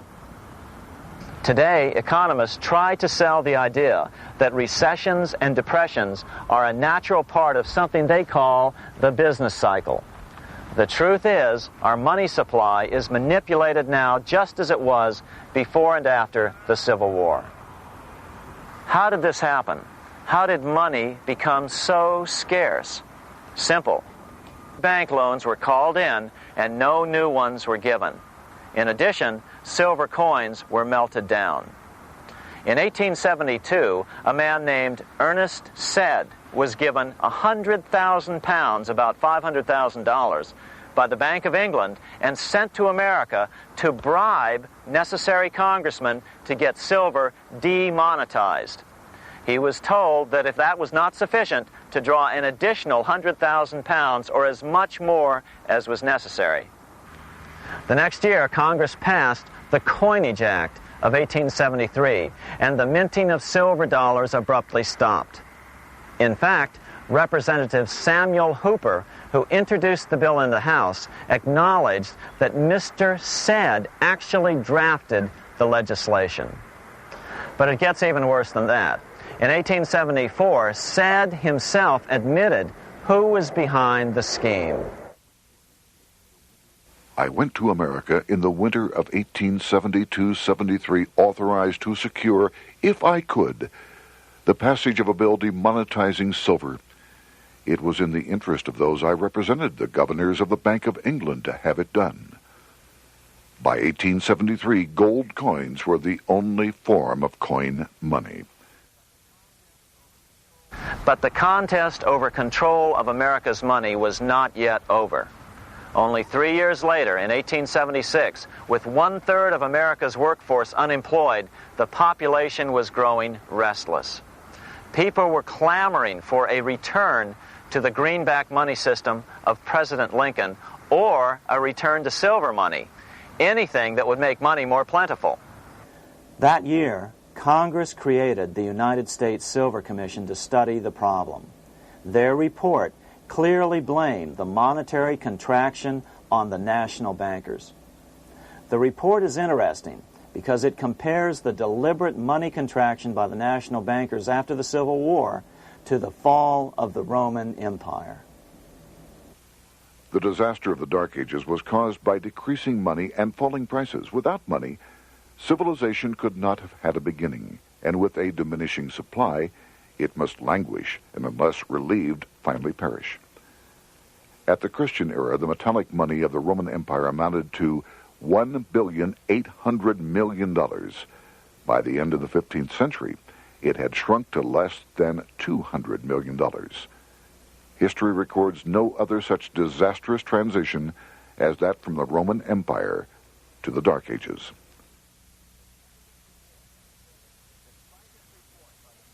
Despite this report by the Silver Commission, Congress took no action. The next year, 1877, riots broke out from Pittsburgh to Chicago. The torches of starving vandals lit up the sky. The bankers huddled to decide what to do. They decided to hang on. Now that they were back in control to a certain extent, they were not about to give it up. At the meeting of the American Bankers Association that year, they urged their membership to do everything in their power to put down the notion of a return to greenbacks. The ABA Secretary, James Buell, authored a letter to the members which blatantly called on the banks to subvert not only Congress, but the press. It is advisable to do all in your power to sustain such prominent daily and weekly newspapers, especially the agricultural and religious press, as will oppose the greenback issue of paper money, and that you will also withhold patronage from all applicants who are not willing to oppose the government issue of money. To repeal the act creating banknotes or to restore to circulation the government issue of money will be to provide the people with money and will therefore seriously affect our individual profits as bankers and lenders. See your congressman at once and engage him to support our interest that we may control legislation. As political pressure mounted in Congress for change, the press tried to turn the American people away from the truth. The New York Tribune put it this way on January 10th, 1878. "The capital of the country is organized at last, and we will see whether Congress will dare to fly in its face." But it didn't work entirely. On February 28, 1878, Congress passed the Sherman Law, allowing the minting of a limited number of silver dollars, ending the 5-year hiatus. This did not end gold backing of the currency, however, nor did it completely free silver. Previous to 1873, anyone who brought silver to the U.S. Mint could have it struck into silver dollars free of charge. No longer. But at least some money began to flow back into the economy again. With no further threat to their control, the bankers loosened up on loans, and the post-Civil War depression was finally ended. 3 years later, the American people elected Republican James Garfield president. Garfield understood how the economy was being manipulated. As a congressman, he had been chairman of the Appropriations Committee and was a member of Banking and Currency. After his inauguration, he slammed the money changers publicly in 1881. Whoever controls the volume of money in any country is absolute master of all industry and commerce. And when you realize that the entire system is very easily controlled, one way or another, by a few powerful men at the top, you will not have to be told how periods of inflation and depression originate. Unfortunately, within a few weeks of making this statement, on July 2nd of 1881, President Garfield was assassinated.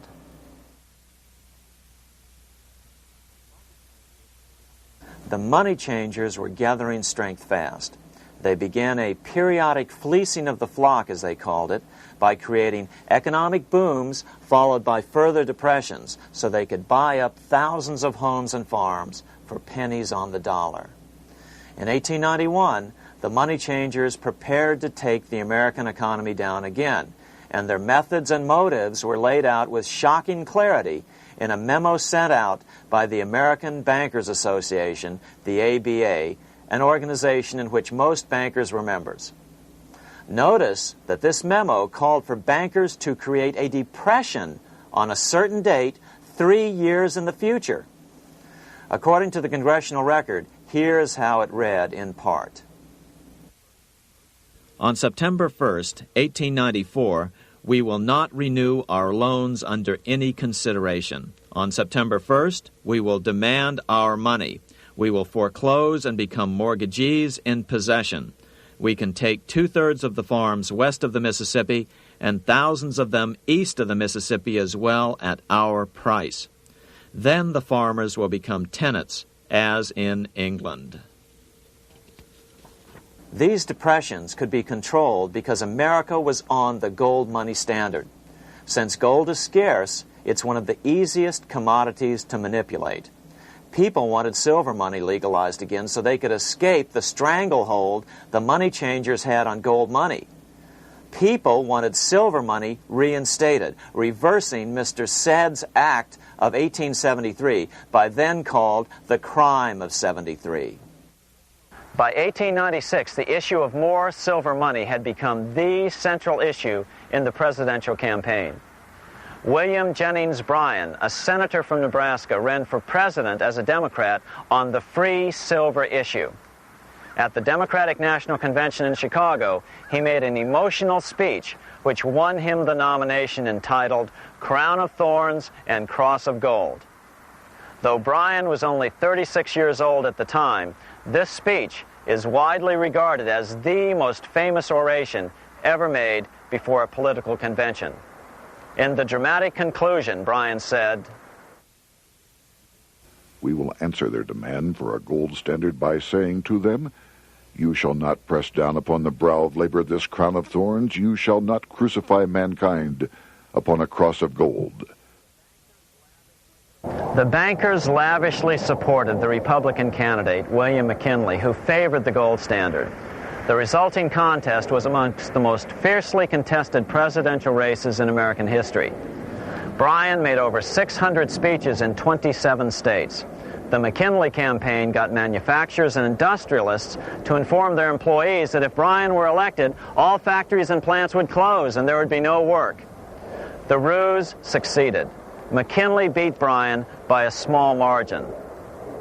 Bryan ran for president again in 1900 and in 1908, but fell short each time. During the 1912 Democratic Convention, Bryan was a powerful figure who helped Woodrow Wilson win the nomination. When Wilson became president, he appointed Bryan as Secretary of State, but Bryan soon became disenchanted with the Wilson administration. Bryan served only 2 years in the Wilson administration before resigning in 1915 over the highly suspicious sinking of the Lusitania, the event which was used to drive America into World War I. Although William Jennings Bryan never gained the presidency, his efforts delayed the money changers for 17 years from attaining their next goal, a new, privately owned central bank for America.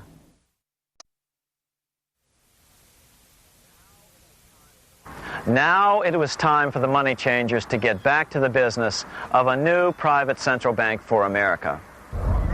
During the early 1900s, men like J.P. Morgan led the charge. One final panic would be necessary to focus the nation's attention on the supposed need for a central bank. The rationale was that only a central bank can prevent bank failures. Morgan was clearly the most powerful banker in America and a suspected agent for the Rothschilds. Morgan had helped finance John D. Rockefeller's Standard Oil empire. He had also helped finance the monopolies of Edward Harriman in railroads, of Andrew Carnegie in steel, and of others in numerous industries. But on top of that, J.P. Morgan's father, Junius Morgan, had been America's financial agent to the British. After his father's death, J.P. Morgan took on a British partner, Edward Grenfell, a longtime director of the Bank of England. In fact, upon Morgan's death, his estate contained only a few $1 million. The bulk of the securities most people thought he owned were, in fact, owned by others. In 1902, President Theodore Roosevelt allegedly went after Morgan and his friends by using the Sherman Antitrust Act to try to break up their industrial monopolies. Actually, Roosevelt did very little to interfere in the growing monopolization of American industry by the bankers and their surrogates. For example, Roosevelt supposedly broke up the Standard Oil monopoly, But it wasn't really broken at all. It was merely divided into 7 corporations, all still controlled by the Rockefellers. The public was aware of this thanks to political cartoonists like Thomas Nast, who referred to the bankers as the Money Trust.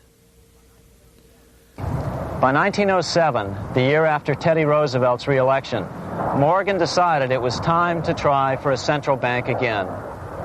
Using their combined financial muscle, Morgan and his friends were secretly able to crash the stock market. Thousands of small banks were vastly overextended. Some had reserves of less than 1% thanks to the fractional reserve principle.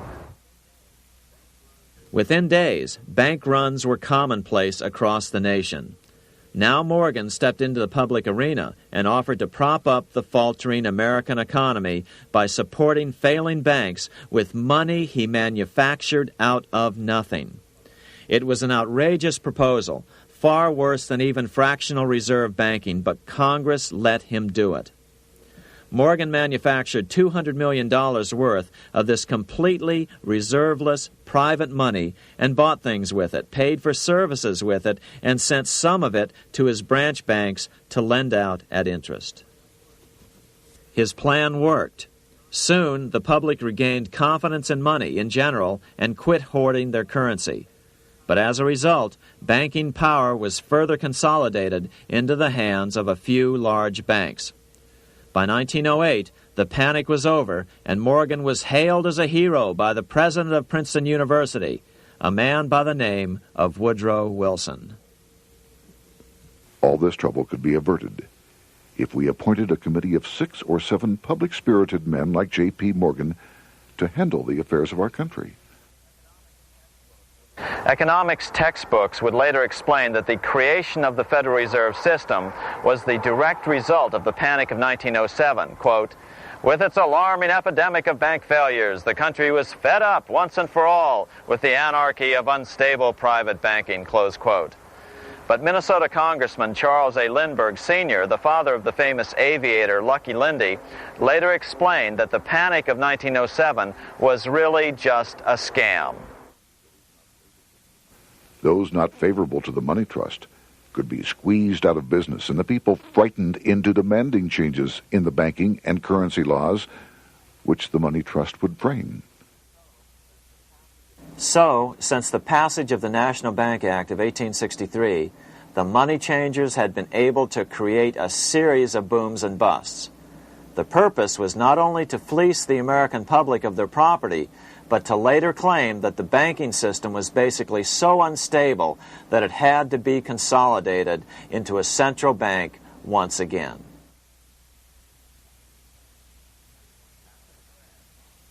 After the crash, Teddy Roosevelt, in response to the Panic of 1907, signed into law a bill creating something called the National Monetary Commission. The commission was to study the banking problem and make recommendations to Congress. Of course, the commission was packed with Morgan's friends and cronies. The chairman was a man named Senator Nelson Aldrich from Rhode Island. Aldrich represented the Newport, Rhode Island homes of America's richest banking families. His daughter married John D. Rockefeller, Jr., and together they had 5 sons: John, Nelson, who would become vice president in 1974, Lawrence, Winthrop, and David, the head of the Council on Foreign Relations and former chairman of Chase Manhattan Bank. As soon as the National Monetary Commission was set up, Senator Aldrich immediately embarked on a 2-year tour of Europe, where he consulted at length with the private central bankers in England, France, and Germany. The total cost of his trip alone to the taxpayers was $300,000, an astronomical sum in those days. Shortly after his return, on the evening of November 22, 1910, some of the wealthiest and most powerful men in America boarded Senator Aldrich's private rail car and in the strictest secrecy journeyed to this place, Jekyll Island, off the coast of Georgia. With the group came Paul Warburg. Warburg had been given a $500,000 per year salary to lobby for the passage of a privately owned central bank in America by the investment firm Kuhn, Loeb and Company. Warburg's partner in this firm was a man named Jacob Schiff, the grandson of the man who shared the Greenshield house with the Rothschild family in Frankfurt. Schiff, as we'll find out later, was in the process of spending $20 million to finance the overthrow of the Tsar in Russia. These three European banking families, the Rothschilds, the Warburgs, and the Schiffs, were interconnected by marriage down through the years, just as their American banking counterparts, the Morgans, Rockefellers, and Aldriches were. Secrecy was so tight that all 7 primary participants were cautioned to use only first names to prevent servants from learning their identities. Years later, one participant, Frank Vanderlip, president of National City Bank of New York and a representative of the Rockefeller family, confirmed the Jekyll Island trip in a February 9, 1935 edition of the Saturday Evening Post. I was as secretive, indeed as furtive as any conspirator. Discovery, we knew, simply must not happen, or else all our time and effort would be wasted. If it were to be exposed that our particular group had got together and written a banking bill, that bill would have no chance whatever of passage by Congress. The participants came here to figure out how to solve their major problem, how to bring back a privately owned central bank. But there were other problems that needed to be addressed as well. First of all, the market share of the big national banks was shrinking fast. In the first 10 years of the century, the number of U.S. banks had more than doubled to over 20,000. By 1913, only 29% of all banks were national banks, and they held only 57% of all deposits. As Senator Aldrich later admitted in a magazine article, before passage of this act, the New York bankers could only dominate the reserves of New York. Now, we are able to dominate the bank reserves of the entire country. Therefore, something had to be done to bring these new banks under their control. As John D. Rockefeller put it, quote, "Competition is sin," close quote. Secondly, the nation's economy was so strong that corporations were starting to finance their expansions out of profits instead of taking out huge loans from large banks. In the first 10 years of the new century, 70% of corporate funding came from profits. In other words, American industry was becoming independent of the money changers, and that trend had to be stopped. All the participants knew that these problems could be hammered out into a workable solution, but perhaps their biggest problem was a public relations problem, the name of the new bank. That discussion took place right here in this room, one of the many conference rooms in this sprawling hotel, today known as the Jekyll Island Club Hotel. Aldrich believed that the word bank should not even appear in the name. Warburg wanted to call the legislation the National Reserve Bill or the Federal Reserve Bill. The idea here was to give the impression that the purpose of the new central bank was to stop bank runs, but also to conceal its monopoly character. However, it was Aldrich, the egotistical politician, who insisted it be called the Aldrich Bill. After 9 days at Jekyll Island, the group dispersed. The new central bank would be very similar to the old Bank of the United States. It would be given a monopoly over U.S. currency and create that money out of nothing. How does the Fed create money out of nothing? It's a 4-step process. But first, a word on bonds. Bonds are simply promises to pay, or government IOUs. People buy bonds to get a secure rate of interest. At the end of the term of the bond, the government repays the bond plus interest, and the bond is destroyed. There are about $3.6 trillion worth of these loans or bonds at present. Now here's the Fed money-making process. Step 1. The Federal Open Market Committee approves the purchase of U.S. bonds on the open market. Step 2. The bonds are purchased by the Fed from whoever is offering them for sale on the open market. Step 3. The Fed pays for the bonds with electronic credits to the seller's bank, which in turn credits the seller's bank account. The trick is that these credits are based on nothing. The Fed just creates them. Step 4. The banks use these deposits as reserves. They can loan out over 10 times the amount of their reserves to new borrowers, all at interest. In this way, a Fed purchase of, say, $1 million worth of bonds gets turned into over $10 million in bank accounts. The Fed, in effect, creates 10% of this totally new money, and the banks create the other 90%. To reduce the amount of money in the economy, the process is just reversed. The Fed sells bonds to the public, and the money flows out of the purchaser's local bank. Loans must be reduced by 10 times the amount of the sale. So, a Fed sale of $1 million in bonds results in $10 million less money in the economy. So how does this benefit the bankers whose representatives huddled at Jekyll Island? First, it totally misdirected banking reform efforts from proper solutions. Second, it prevented a proper debt-free system of government finance, like Lincoln's greenbacks, from making a comeback. The bond-based system of government finance forced on Lincoln after he created greenbacks was now cast in stone. Third, it delegated to the bankers the right to create 90% of our money supply based on only fractional reserves, which they then loan out at interest. Fourth, it centralized overall control of our nation's money supply in the hands of a few men. Fifth, it established a central bank with a high degree of independence from effective political control. Soon after its creation, the Fed's great contraction in the early 1930s would cause the Great Depression. This independence has been enhanced since then through additional laws.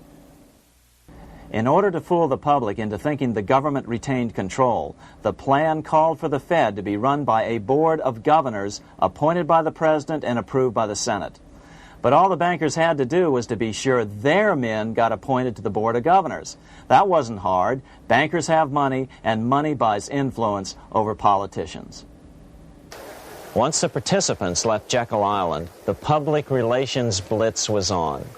The big New York banks put together an educational fund of $5 million to finance professors at respected universities to endorse the new bank. Woodrow Wilson at Princeton was one of the first to jump on the bandwagon. But the bankers' subterfuge didn't work. The Aldrich Bill was quickly identified as the bankers' bill, a bill to benefit only what became known as the money trust. As Congressman Lindbergh put it during the congressional debate, the Aldrich Plan is the Wall Street Plan. It means another panic, if necessary, to intimidate the people. Aldrich, paid by the government to represent the people, proposes a plan for the trusts instead. Seeing they didn't have the votes to win in Congress, the Republican leadership never brought the Aldrich bill to a vote. The bankers quietly decided to move to Track 2, the Democratic alternative. They began financing Woodrow Wilson as the Democratic nominee. As respected historian James Perloff put it, Wall Street financier Bernard Baruch was put in charge of Wilson's education. Baruch brought Wilson to the Democratic Party headquarters in New York in 1912, leading him like one would a poodle on a string. Wilson received an indoctrination course from the leaders convened there. So now the stage was set. The money changers were poised to install their privately owned central bank once again.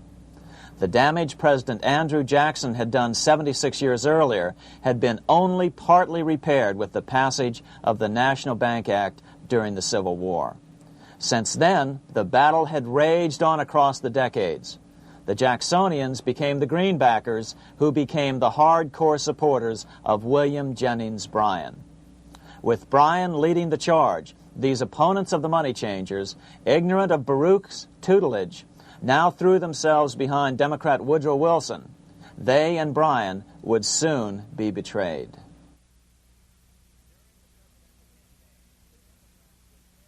During the presidential campaign, the Democrats were careful to pretend to oppose the Aldrich bill. As Representative Lewis McFadden, himself a Democrat, as well as chairman of the House Banking and Currency Committee, explained it 20 years after the fact. The Aldrich bill was condemned in the platform. When Woodrow Wilson was nominated, the man who ruled the Democratic Party promised the people that if they were returned to power, there would be no central bank established here while they held the reins of government. 13 months later, that promise was broken, and the Wilson administration, under the tutelage of those sinister Wall Street figures who stood behind Colonel House, established here in our free country the worm-eaten, monarchical institution of the King's Bank, to control us from the top downward and to shackle us from the cradle to the grave. Once Wilson was elected, Morgan, Warburg, Baruch, and company advanced a new plan, which Warburg named the Federal Reserve System. The Democratic leadership hailed the new bill, called the Glass-Owen Bill, as something radically different from the Aldrich Bill. But in fact, the bill was virtually identical in every important detail. In fact, so vehement were the Democratic denials of similarity that Paul Warburg, the father of both bills, had to step in to reassure his paid friends in Congress that the two bills were virtually identical. Brushing aside the external differences affecting the shells, we find the kernels of the two systems very closely resembling and related to one another. But that admission was for private consumption only. Publicly, the money trust trotted out Senator Aldrich and Frank Vanderlip, the president of Rockefeller's National City Bank of New York and one of the Jekyll Island Seven, to oppose the new Federal Reserve System. Years later, however, Vanderlip admitted in the Saturday Evening Post that the two measures were virtually identical. Although the Aldrich Federal Reserve Plan was defeated when it bore the name Aldrich, nevertheless, its essential points were all contained in the plan that finally was adopted. As Congress neared a vote, they called Ohio attorney Alfred Crozier to testify. Crozier noted the similarities between the Aldrich bill and the Glass-Owen bill. The bill grants just what Wall Street and the big banks for 25 years have been striving for: private instead of public control of currency. It, the Glass-Owen bill, does this as completely as the Aldrich bill. Both measures rob the government and the people of all effective control over the public's money and vest in the banks exclusively the dangerous power to make money among the people scarce or plenty. During the debate on the measure, senators complained that the big banks were using their financial muscle to influence the outcome. "There are bankers in this country who are enemies of the public welfare," said one senator. What an understatement. Despite the charges of deceit and corruption, the bill was finally snuck through the Senate on December 22, 1913, after most senators had left town for the holidays, after having been assured by the leadership that nothing would be done until long after the Christmas recess. On the day the bill was passed, Congressman Lindbergh prophetically warned his countrymen that this act establishes the most gigantic trust on earth. When the president signs this bill, the invisible government by the monetary power will be legalized. The people may not know it immediately, but the day of reckoning is only a few years removed. The worst legislative crime of the ages is perpetrated by this banking bill. On top of all this, only weeks earlier, Congress had finally passed a bill legalizing income tax. Why was the income tax law important? Because bankers finally had in place a system which would run up a virtually unlimited federal debt. How would the interest on this debt be repaid? Never mind the principal. Remember, a privately owned central bank creates the principal out of nothing. The federal government was small then. Up to then, it had subsisted merely on tariffs and excise taxes. No, just as with the Bank of England, the interest payments had to be guaranteed by direct taxation of the people. the money changers knew that if they had to rely on contributions from the states, eventually the individual state legislatures would revolt and either refuse to pay the interest on their own money or at least bring political pressure to bear to keep the debt small. It is interesting to note that in 1895, the Supreme Court had found a similar income tax law to be unconstitutional. The Supreme Court even found a corporate income tax law unconstitutional in 1909. As a result, Senator Aldrich hustled a bill for a constitutional amendment allowing income tax through the Congress. The proposed 16th Amendment to the Constitution was then sent to the state legislatures for approval. But some critics claim that the 16th Amendment was never ratified by the necessary 3/4 of the states. In other words, the 16th Amendment may not be legal. But the money changers were in no mood to debate the fine points. By October of 1913, Senator Aldrich had hustled the income tax bill through Congress. Without the power to tax the people directly and bypass the states, the Federal Reserve Bill would be far less useful to those who wanted to drive America deeply into their debt. A year after the passage of the Federal Reserve Bill, Congressman Lindbergh explained how the Fed created what we have come to call the business cycle and how they use it to their advantage. To cause high prices, all the Federal Reserve Board will do will be to lower the rediscount rate, producing an expansion of credit and a rising stock market. Then, when businessmen are adjusted to these conditions, it can check prosperity in mid-career by arbitrarily raising the rate of interest. It can cause the pendulum of a rising and falling market to swing gently back and forth by slight changes in the discount rate, or cause violent fluctuations by a greater rate variation. And in either case, it will possess inside information as to financial conditions and advanced knowledge of the coming change, either up or down.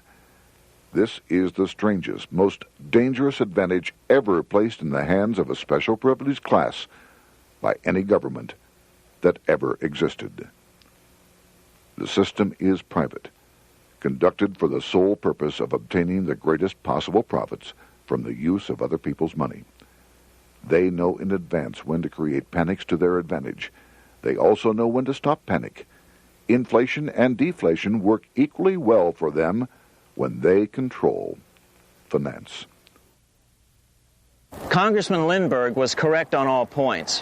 What he didn't realize was that most European nations had already fallen prey to the central bankers decades or centuries earlier.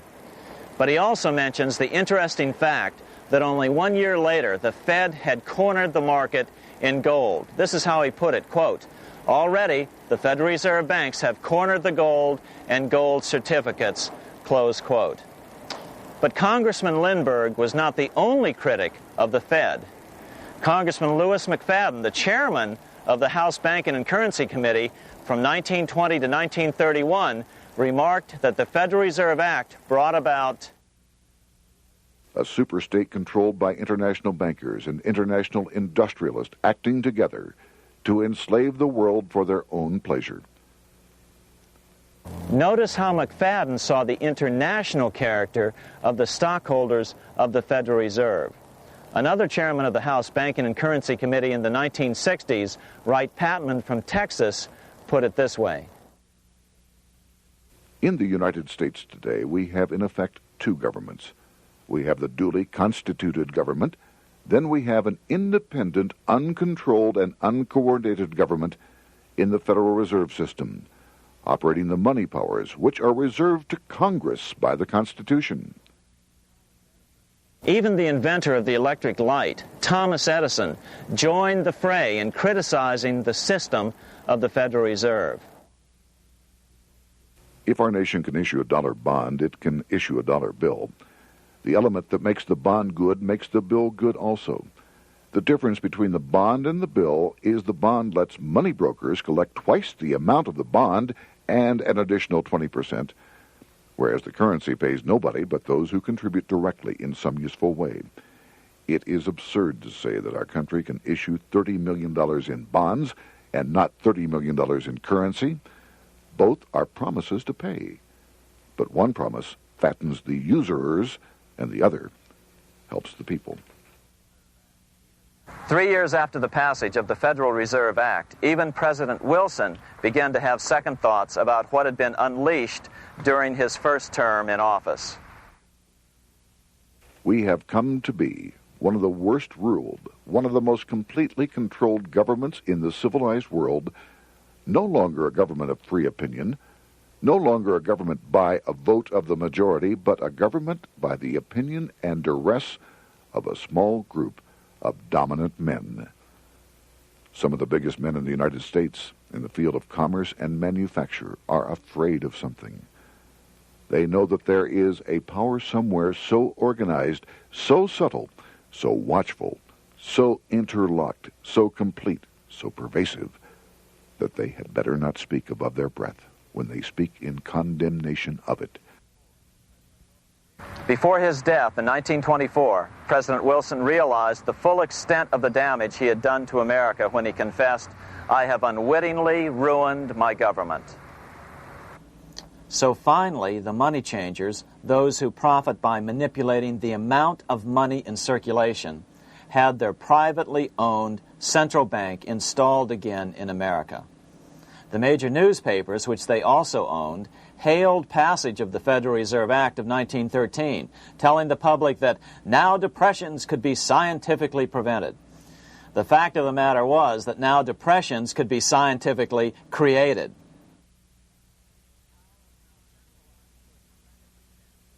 Power was now centralized to a tremendous extent. Now it was time for a war, a really big war. In fact, the First World War. Of course, to the central bankers, the political issues of war don't matter nearly as much as the profit potential, and nothing creates debts like warfare. England was the best example at that time. During the 119-year period between the founding of the Bank of England and Napoleon's defeat at Waterloo, England had been at war for 56 years, and much of the remaining time she'd been preparing for war. In World War I, the German Rothschilds loaned money to the Germans, the British Rothschilds loaned money to the British, and the French Rothschilds loaned money to the French. In America, J.P. Morgan was the sales agent for war materials to both the British and the French. In fact, 6 months into the war, Morgan became the largest consumer on earth, spending $10 million a day. His offices here at 23 Wall Street were mobbed by brokers and salesmen trying to cut a deal. In fact, it got so bad that the bank had to post guards at every door and at the partners' homes as well. Many other New York bankers made out as well from the war. President Wilson appointed Bernard Baruch to head the War Industries Board. According to historian James Perloff, both Baruch and the Rockefellers profited by some $200 million during the war. But profits were not the only motive. There was also revenge. The money changers never forgave the czars for their support of Lincoln during the Civil War. Also, Russia was the last major European nation to refuse to give in to the privately owned central bank scheme. 3 years after World War I broke out, the Russian Revolution toppled the Tsar and installed the scourge of communism. Jacob Schiff of Kuhn Loeb and Company bragged from his deathbed that he had spent $20 million towards the defeat of the Tsar. Money was funneled from England to support the revolution as well.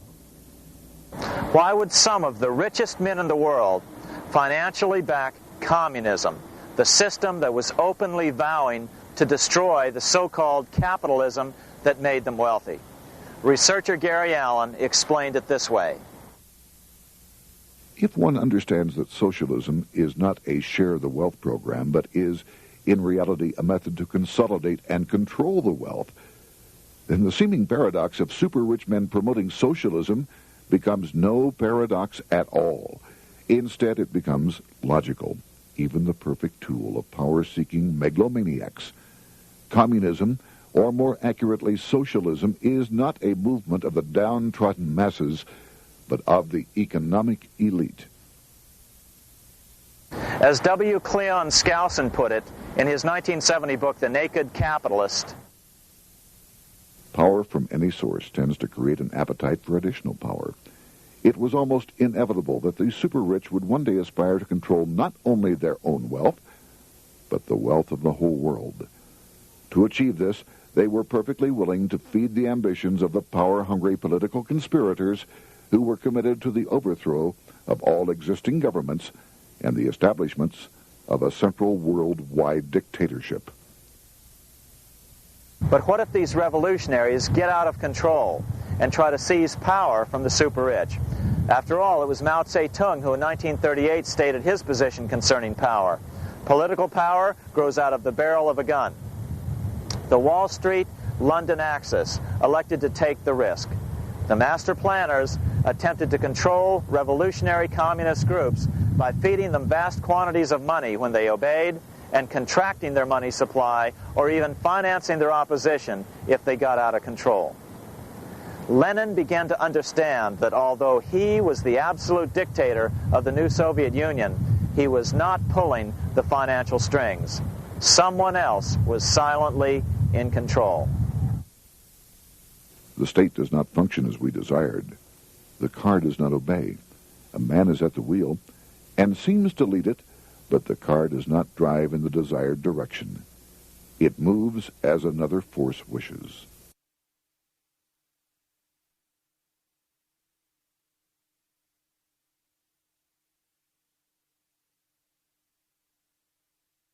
Who is behind it?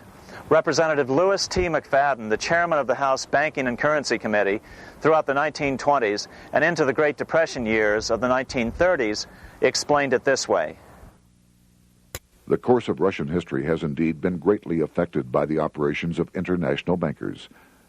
The Soviet government has been given United States Treasury funds by the Federal Reserve Board, acting through the Chase Bank. England has drawn money from us through the Federal Reserve banks and has relent it at high rates of interest to the Soviet government. The Dnipro Dam was built with funds unlawfully taken from the United States Treasury by the corrupt and dishonest Federal Reserve Board and the Federal Reserve banks. In other words, the Fed and the Bank of England, at the behest of the international bankers who controlled them, were creating a monster, one which would fuel 7 decades of unprecedented communist revolution, warfare, and most importantly, debt. In case you think there's some chance that the money changers got communism going and then lost control, in 1992, the Washington Times reported that Russian President Boris Yeltsin was upset that most of the incoming foreign aid was being siphoned off, quote, straight back into the coffers of Western banks in debt service, close quote. No one in his right mind would claim that a war as large as World War I had a single cause. Wars are complex things with many causative factors. But on the other hand, it would also be equally foolish to ignore as a prime cause of World War I those who would profit the most from the war. The role of the money changers is no wild conspiracy theory. They had a motive, a short-ranged, self-serving motive, as well as a long-range political motive of advancing totalitarian governments, with the money changers maintaining the financial clout to control whatever politician might emerge as the leader. Next, we'll see what the money changers' ultimate political goal is for the world.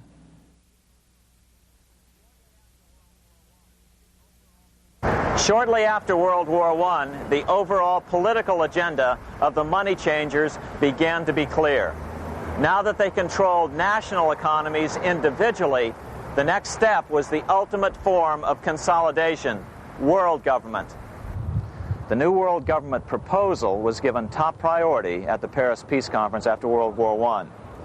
It was called the League of Nations, but much to the surprise of Paul Warburg and Bernard Baruch, who attended the peace conference with President Wilson, the world was not yet ready to dissolve national boundaries. Nationalism still beats strong in the human breast. For example, Lord Curzon, the British Foreign Secretary, called the League of Nations a good joke even though it was the stated policy of the British government to support it. To the humiliation of President Wilson, the U.S. Congress wouldn't ratify the League either, despite the fact that it had been ratified by many other nations. Without money flowing from the U.S. Treasury, the League died.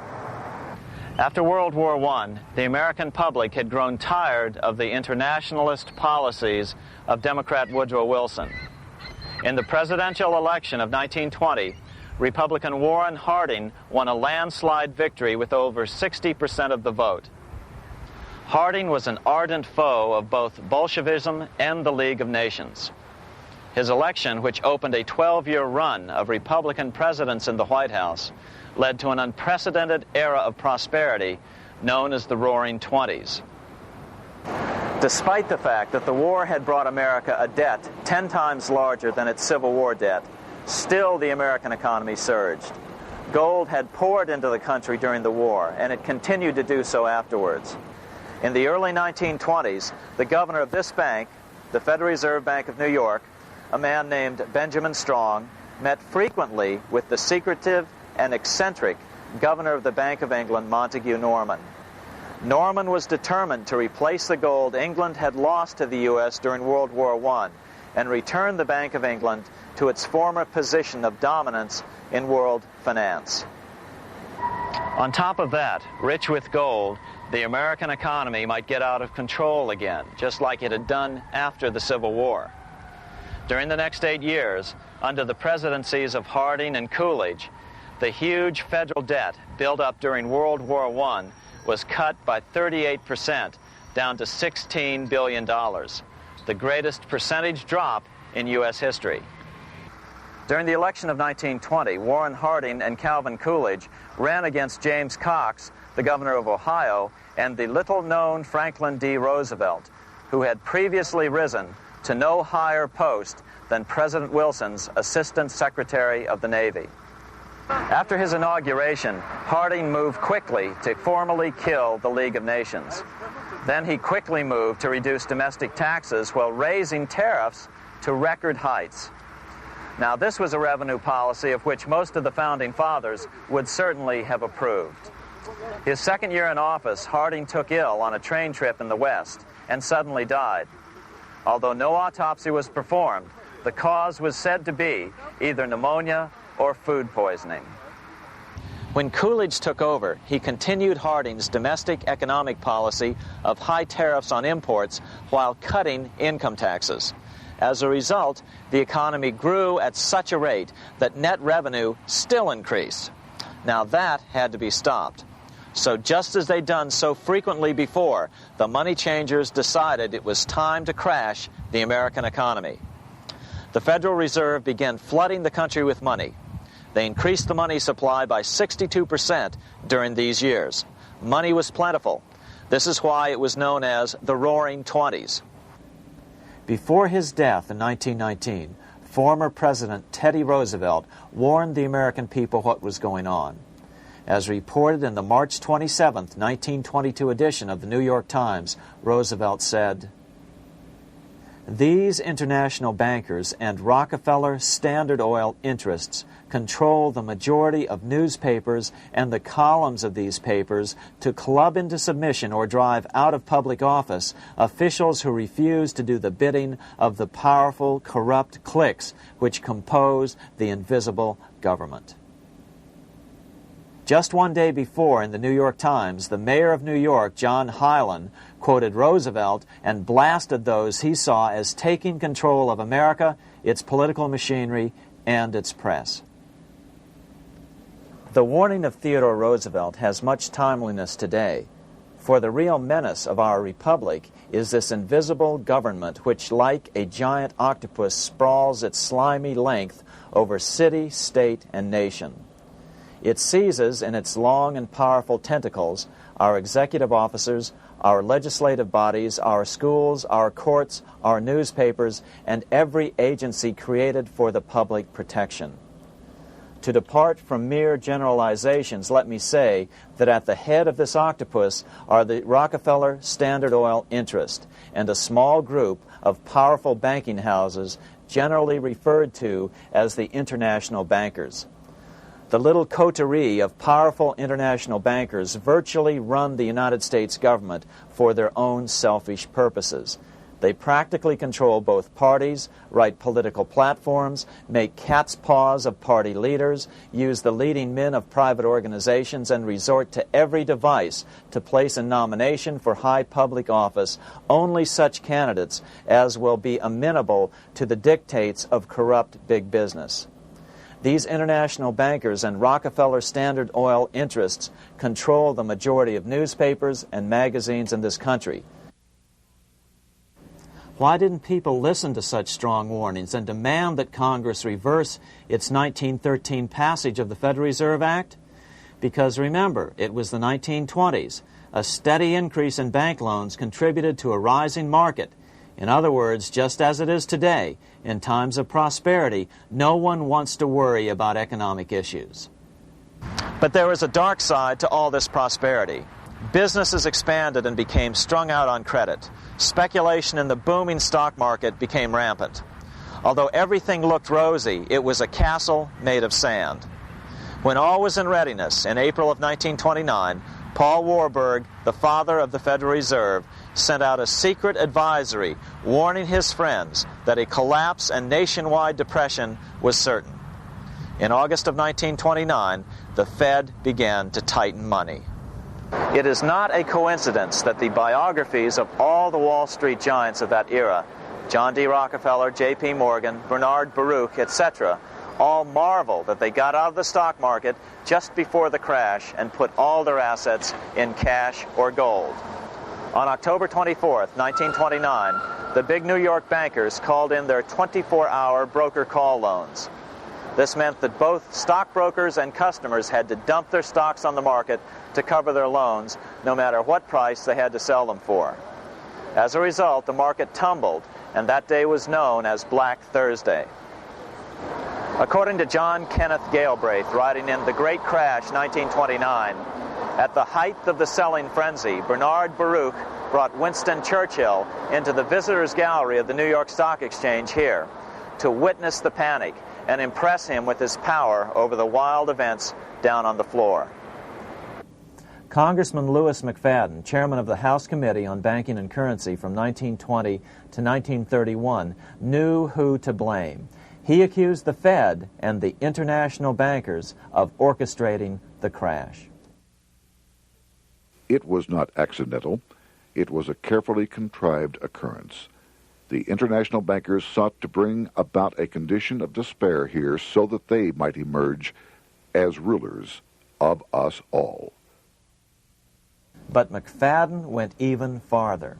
He openly accused them of causing the crash in order to steal America's gold. In February 1931, in the midst of the Depression, he put it this way. I think it can hardly be disputed that the statesmen and financiers of Europe are ready to take almost any means to reacquire rapidly the gold stock which Europe lost to America as the result of World War I. Curtis Dahl, a broker for Lehman Brothers, was on the floor of the New York Stock Exchange the day of the crash. In his 1970 book, FDR, My Exploited Father-in-Law, he explained that the crash was triggered by the planned sudden shortage of call money in the New York money market. Actually, it was the calculated shearing of the public by the world money powers triggered by the planned sudden shortage of call money in the New York money market. Within a few weeks, $3 billion of wealth simply seemed to vanish. Within a year, $40 billion had been lost. But did it really disappear? Or was it simply consolidated in fewer hands? And what did the Federal Reserve do?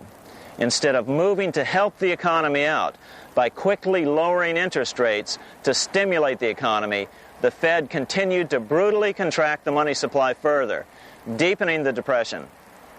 Between 1929 and 1933, the Fed reduced the money supply by an additional 33%. Although most Americans have never heard that the Fed was the cause of the Depression, this is well known among top economists.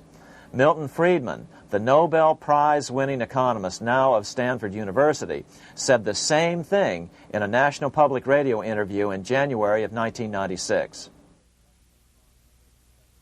The Federal Reserve definitely caused the Great Depression by contracting the amount of currency in circulation by 1/3 from 1929 to 1933. But the money lost by most Americans during the Depression didn't just vanish. It was just redistributed into the hands of those who had gotten out just before the crash and had purchased gold, which is always a safe place to put your money just before a depression. But America's money also went overseas. Incredibly, as President Hoover was heroically trying to rescue banks and prop up businesses, with millions of Americans starving as the Great Depression deepened, millions of dollars were being spent rebuilding Germany from damage sustained during World War I.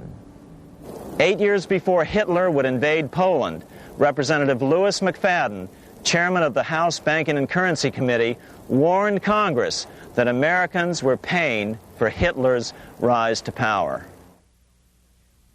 After World War I, Germany fell into the hands of the German international bankers. Those bankers bought her, and they now own her lock, stock, and barrel.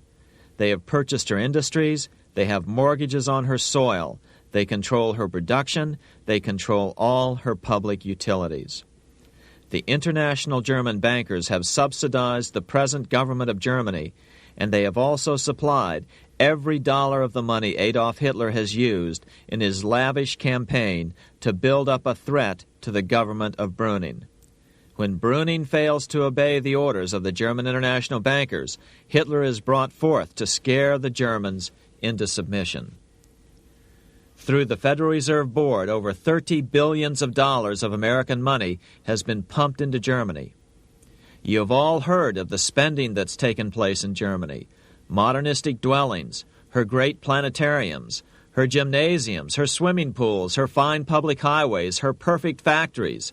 All this was done on our money. All this was given to Germany through the Federal Reserve Board. The Federal Reserve Board has pumped so many billions of dollars into Germany that they dare not name the total. Franklin D. Roosevelt was swept into office during the 1932 presidential election. Once Roosevelt was in office, however, sweeping emergency banking measures were immediately announced, which did nothing but increase the Fed's power over the money supply. Then, and only then, did the Fed finally begin to loosen the purse strings and feed new money out to the starving American people. At first, Roosevelt railed against the money changers as being the cause of the Depression. Believe it or not, this is what he said on March 4th, 1933, in his inaugural address. Practices of the unscrupulous money changers stand indicted in the court of public opinion, rejected by the hearts and minds of men. The money changers have fled from their high seats in the temple of our civilization. But 2 days later, Roosevelt declared a bank holiday and closed all banks. Later that year, Roosevelt outlawed private ownership of all gold bullion and all gold coins with the exception of rare coins. Most of the gold in the hands of the average American was in the form of gold coins. The new decree was, in effect, a confiscation. Those who didn't comply risk as much as 10 years in prison and a $10,000 fine, the equivalent of $100,000 today. Out in small-town America, some people didn't trust Roosevelt's order. Many were torn between keeping their hard-earned wealth or obeying the government. Those who did turn in their gold were paid the official price for it, $20.66 per ounce. So unpopular was the confiscation order that no one anywhere in government would take credit for authoring it. No congressman claimed it. At the signing ceremony, President Roosevelt made it clear to all present that he was not the author of it and publicly stated that he had not ever read it. Even his Secretary of the Treasury said he'd never read it either, saying it was, quote, what the experts wanted. Roosevelt convinced the public to give up their gold by saying that pooling the nation's resources was necessary to get America out of the Depression. With great fanfare, he ordered a new bullion depository built to hold the mountain of gold the U.S. government was illegally confiscating. By 1936, the U.S. bullion depository at Fort Knox was completed, and in January 1937, the gold began to flow into it. The rip-off of the ages was about to proceed. In 1935, once the gold had all been turned in, the official price of gold was suddenly raised to $35 per ounce. But the catch was, only foreigners could sell their gold at the new higher price.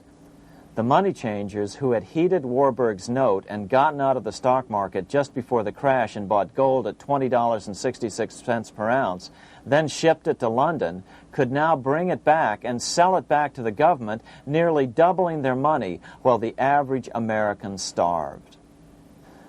The Fort Knox Bullion Depository sits here in the middle of the Fort Knox Military Reservation, 30 miles southwest of Louisville, Kentucky.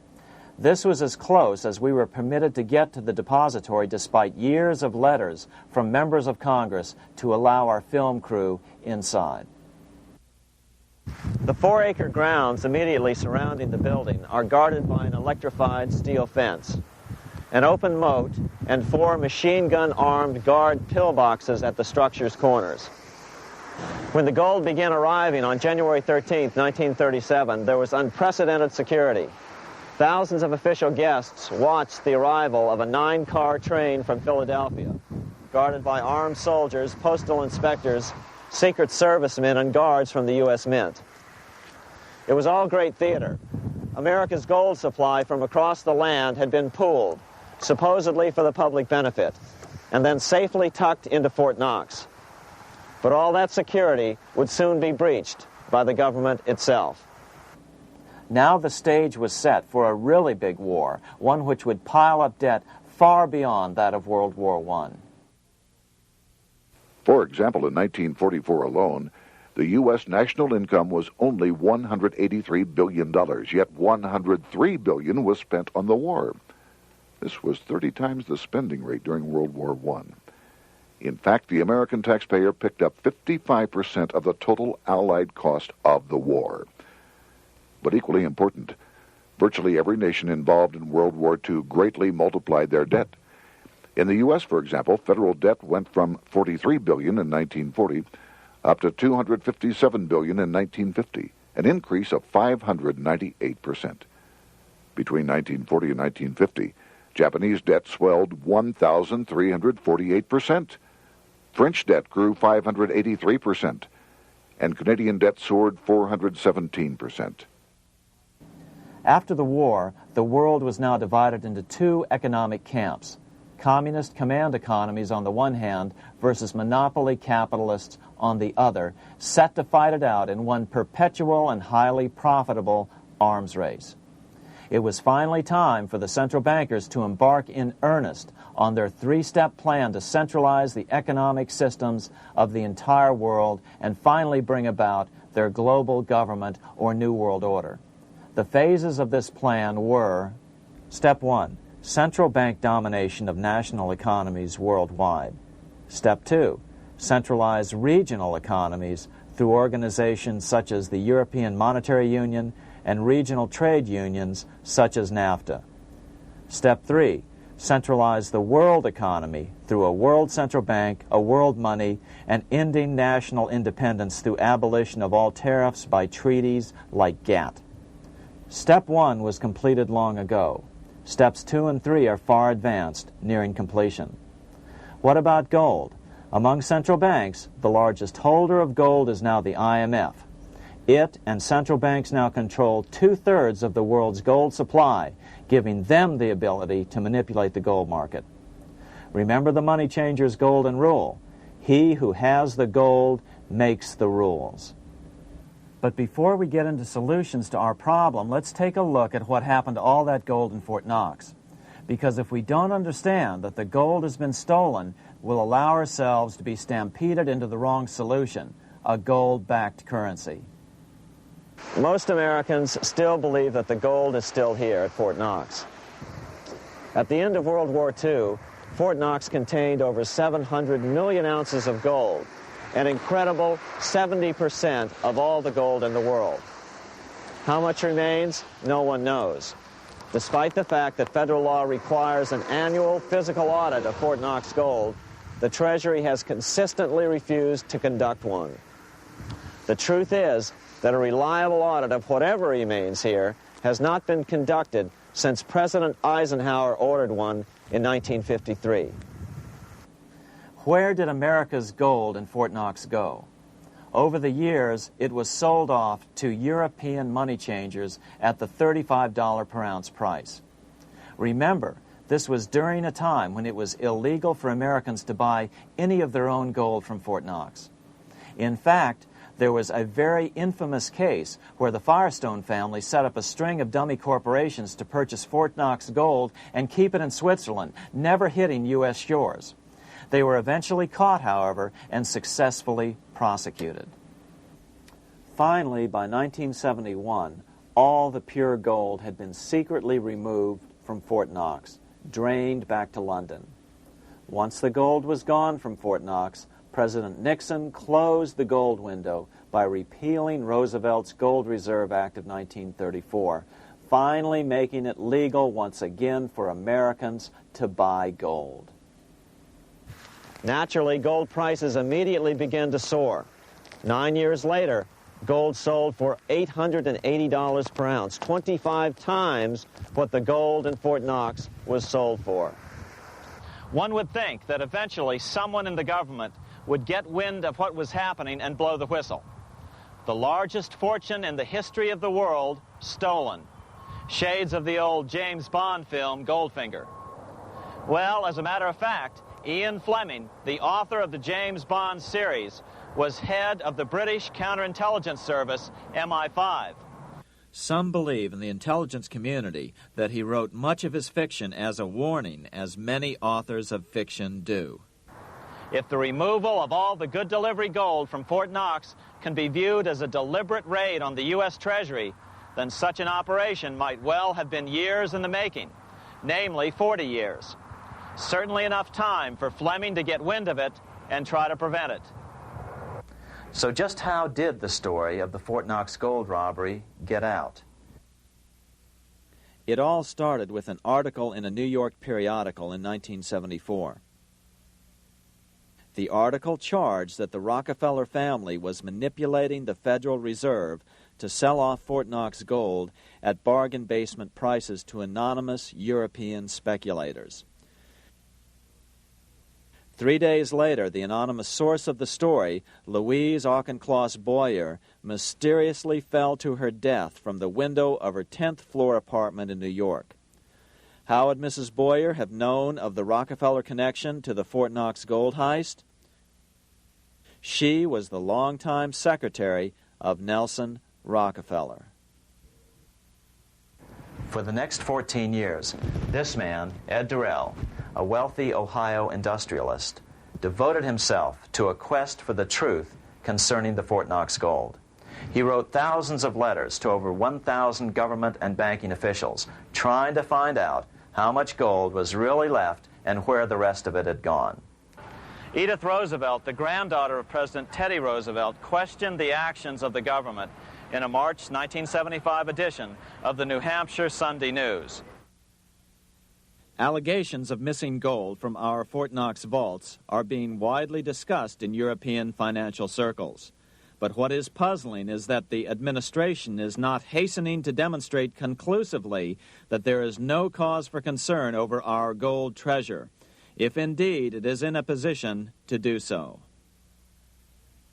Unfortunately, Ed Durrell never did accomplish his primary goal, a full audit of the gold reserves in Fort Knox. It's incredible that the world's greatest treasure has had little accounting or auditing. This gold belonged to the American people, not the Federal Reserve and their foreign owners. One thing is certain, the government could blow all of this speculation away in a few days with a well-publicized audit under the searing lights of media cameras. It has chosen not to do so. One must conclude that they are afraid of the truth such an audit would reveal. What is the government so afraid of? Here's the answer. When President Ronald Reagan took office in 1981, his conservative friends urged him to study the feasibility of returning to a gold standard as the only way to curb government spending. It sounded like a reasonable alternative, so President Reagan appointed a group of men called the Gold Commission to study the situation and report back to Congress. What Reagan's Gold Commission reported back to Congress in 1982 was the following shocking revelation concerning gold.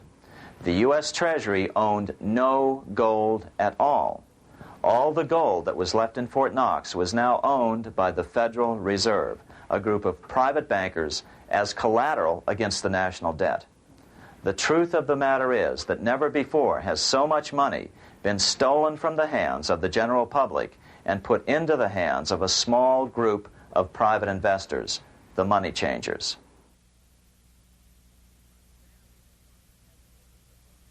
I'm standing in front of the headquarters of the International Monetary Fund located in Washington, D.C. Across the street, right over there, is the headquarters of the World Bank.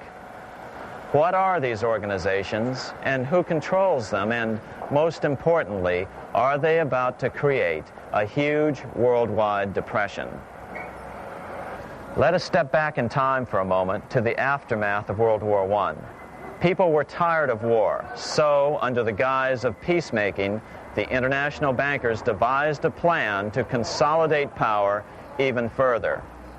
Claiming only an international government would stem the tide of world wars, the money changers pushed forward a proposal for world government which stood on three legs. A world central bank to be called the Bank of International Settlements, a world judiciary to be called the World Court located in The Hague, the Netherlands, and a world executive and legislature to be called the League of Nations. As President Clinton's mentor, Georgetown historian Carroll Quigley wrote in his 1966 book, Tragedy and Hope, the powers of financial capitalism had a far-reaching plan, nothing less than to create a world system of financial control in private hands, able to dominate the political system of each country and the economy of the world as a whole. This system was to be controlled in a feudalistic fashion by the central banks of the world, acting in concert by secret agreements arrived at in frequent meetings and conferences. The apex of the system was to be the Bank for International Settlements in Basel, Switzerland, a private bank owned and controlled by the world central banks, which were themselves private corporations. Each central bank sought to dominate its government by its ability to control treasury loans, to manipulate foreign exchanges, to influence the level of economic activity in the country, and to influence cooperative politicians by subsequent economic rewards in the business world. Despite intense pressure from the international bankers and the press, a handful of U.S. senators, led by Senator Henry Cabot Lodge, kept the U.S. out of these schemes. Without U.S. participation, the League was doomed.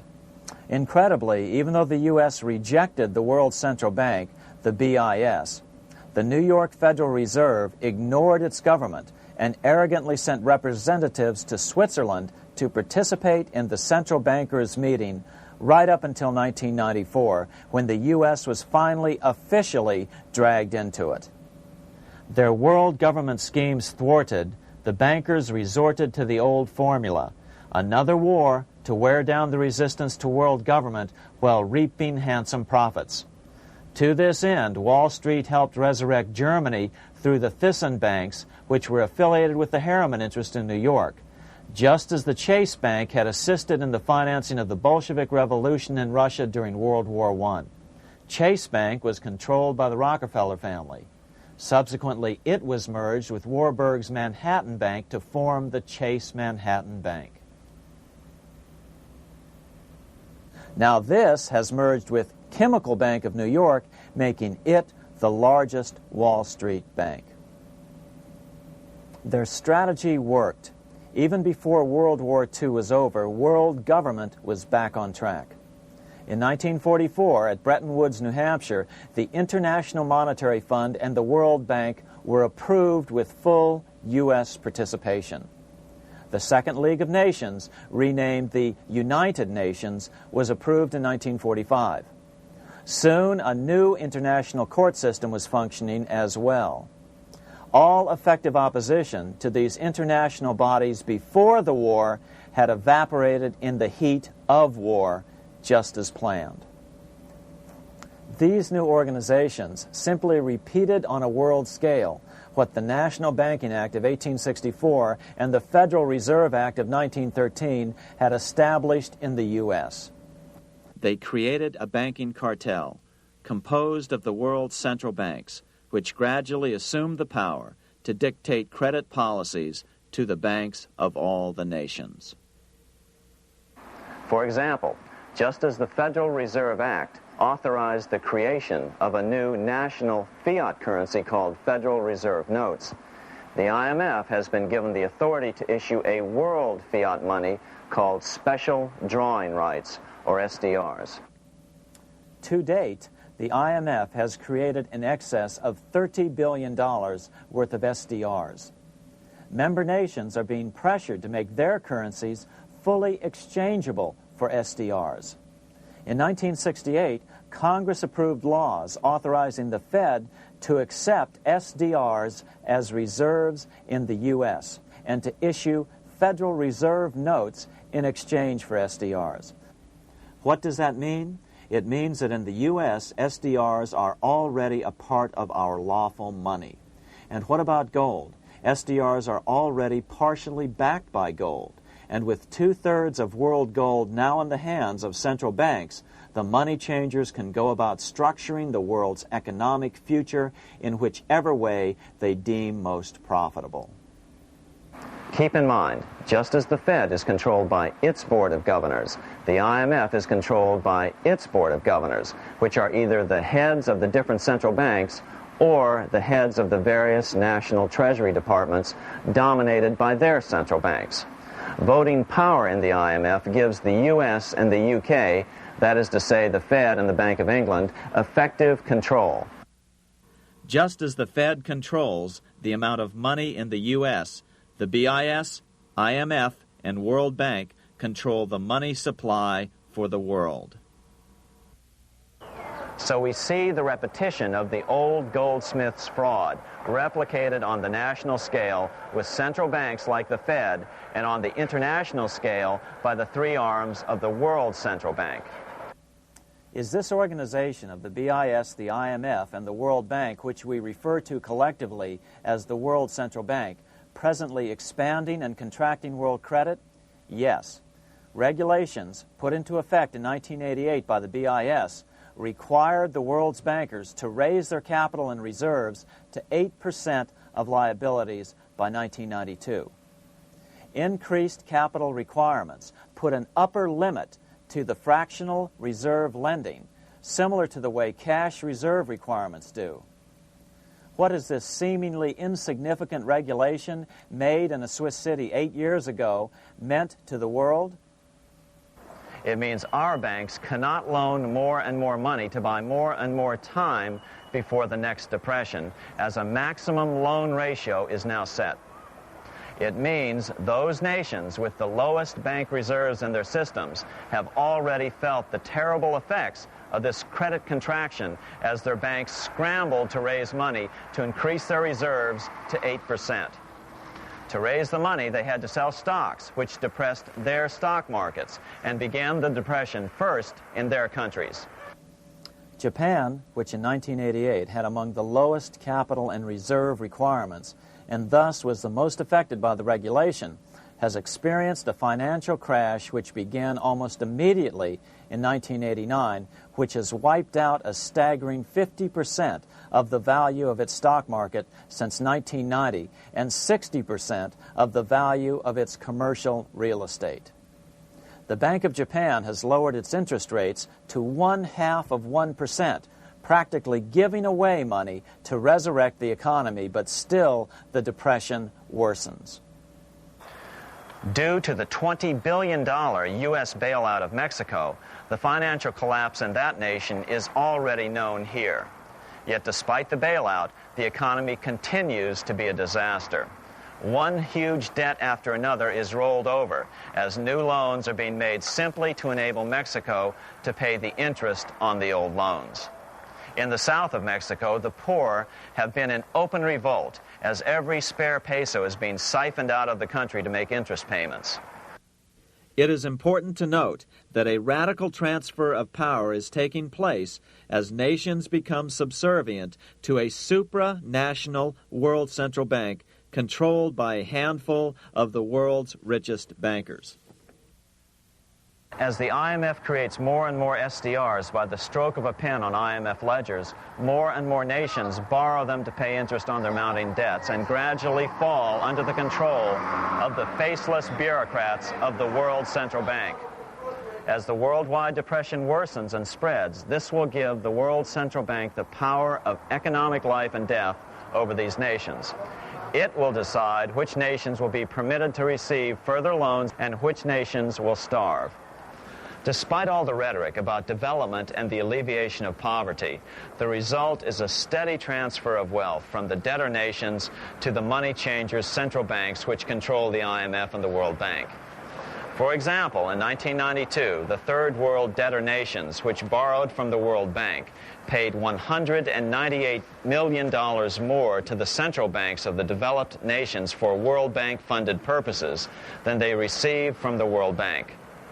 All this increases their permanent debt in exchange for temporary relief of poverty caused by prior borrowings.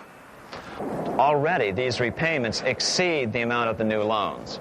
By 1992, Africa's external debt had reached $290 billion, 2.5 times greater than in 1980, resulting in skyrocketing infant mortality rates and unemployment, deterioration of schools, housing, and the general health of the people.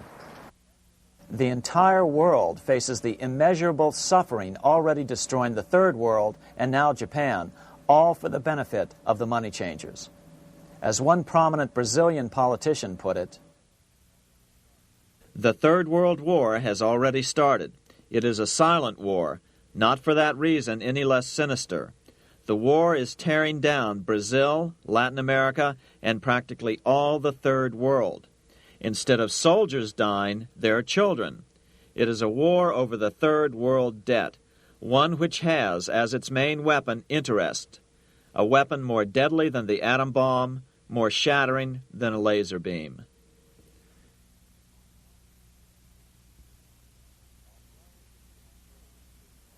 Although it would be absurd to ignore the pivotal role played by influential families such as the Rothschilds, the Warburgs, the Schiffs, the Morgans, and the Rockefellers in any review of the history of central banking and fractional banking, keep in mind, by now, central banks and the large commercial banks are up to 3 centuries old and deeply entrenched in the economic life of many nations. These banks are no longer dependent on clever individuals such as a Nathan Rothschild. Years ago, the question of ownership was important, but no longer. For example, both the Bank of England and the Bank of France were nationalized after World War II, and nothing changed, nothing at all. They endure and continue to grow, now protected by numerous laws, paid politicians, and mortgaged media, untouched by the changing of generations. 3 centuries have given them an aura of respectability. The old school tie is now worn by the 6th generation son, who's been raised in a system that he may never question as he is named to serve on the governing boards of countless philanthropic organizations.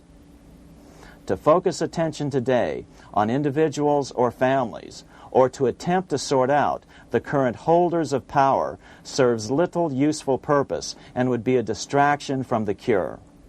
The problem is far bigger than that. It is the corrupt banking system that was and is being used to consolidate vast wealth into fewer and fewer hands that is our current economic problem. Change the names of the main players now, and the problem will neither go away nor even miss a beat. Likewise, among the hordes of bureaucrats working in the World Bank, central banks, and international banks, only a tiny fraction have any idea of what's really going on.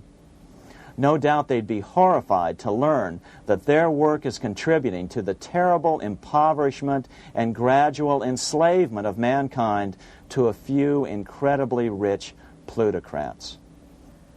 So really, there's no use in emphasizing the role of individuals anymore. And the problem even transcends the normal spectrum of political right and left. Both communism and socialism, as well as monopoly capitalism, have been used by the money changers. Today, they profit from either side of the new political spectrum. The big government, welfare state on the so-called left wing versus the neoconservative, laissez-faire capitalists who want big government totally out of their lives on the right wing. Either way, the bankers win. Monetary reform is the most important political issue facing this nation. That clarified, let's proceed to the conclusions in the spirit Lincoln declared, with malice towards none, with charity towards all. At the start of this video, we ask a number of troubling questions. Let's be sure we've answered them. What's going on in America today? Why are we over our heads in debt? Why can't the politicians bring debt under control? Why are we over our heads in debt? Because we're laboring under a debt money system that is designed and controlled by private bankers. Now, some will argue that the Federal Reserve System is a quasi-governmental agency. But the President appoints only 2 of the 7 members of the Federal Reserve Board of Governors every 4 years. And he appoints them to 14-year terms, far longer than his own. The Senate does confirm those appointments, but the whole truth is that the President wouldn't dare appoint anyone to that board of whom Wall Street does not approve. Of course, this does not preclude the possibility that some honorable men may be appointed to the Board of Governors. But the fact is that the Fed is specifically designed to operate independently of our government, as are nearly all other central banks. Some argue that the Fed promotes monetary stability. We saw the current head of the Bank of England, Eddie George, claim that this was the most important role of a central bank. In fact, the Fed's record of stabilizing the economy shows it to be a miserable failure in this regard. Within the first 25 years of its existence, the Fed caused 3 major economic downturns, including the Great Depression, and for the last 30 years has shepherded the American economy into a period of unprecedented inflation. Again, this is not some wild conspiracy theory. It's a well-known fact among top economists. As Nobel Prize-winning economist Milton Friedman put it, the stock of money, prices, and output was decidedly more unstable after the establishment of the Federal Reserve System than before. The most dramatic period of instability in output was, of course, the period between the 2 wars, which includes the severe monetary contractions of 1920-21, 1929-33, and 1937-38. No other 20-year period in American history contains as many as 3 such severe contractions. This evidence persuades me that at least a third of the price rise during and just after World War I is attributable to the establishment of the Federal Reserve System, and that the severity of each of the major contractions, 1920-21, 1929-33, and 1937-38, is directly attributable to acts of commission and omission by the reserve authorities. Any system which gives so much power and so much discretion to a few men so that mistakes, excusable or not, can have such far-reaching effects is a bad system. It is a bad system to believers in freedom just because it gives a few men such power without any effective check by the body politic. This is the key political argument against an independent central bank. To paraphrase Clemenceau, money is much too serious a matter to be left to the central bankers. We must learn from our history before it is too late. Why can't politicians control the federal debt? Because all our money is created out of debt. Again, it's a debt money system. Our money is created initially by the purchase of U.S. bonds. The public buys bonds like savings bonds, the banks buy bonds, foreigners buy bonds, and when the Fed wants to create more money in the system, it buys bonds, but pays for them with a simple bookkeeping entry which it creates out of nothing. Then this new money, created by the Fed, is multiplied by a factor of 10 by the banks thanks to the fractional reserve principle. So although the banks don't create currency, they do create checkbook money or deposits by making new loans. They even invest some of this created money. In fact, over $1 trillion of this privately created money has been used to purchase U.S. bonds on the open market, which provides the banks with roughly $50 billion in interest, risk-free, each year, less the interest they pay to some depositors. In this way, through fractional reserve lending, banks create over 90% of the money and therefore cause over 90% of our inflation. What can we do about all this? Fortunately, there's a way to fix the problem fairly easily, speedily, and without any serious financial problems. We can get our country totally out of debt in 1 to 2 years by simply paying off these U.S. bonds with debt-free U.S. notes, just like Lincoln issued. Of course, that by itself would create tremendous inflation, since our currency is presently multiplied by the fractional reserve banking system.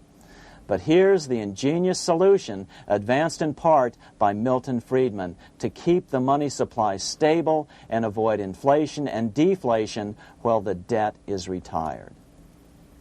As the Treasury buys up its bonds on the open market with U.S. notes, the reserve requirements of your hometown local bank will be proportionally raised, so the amount of money in circulation remains constant.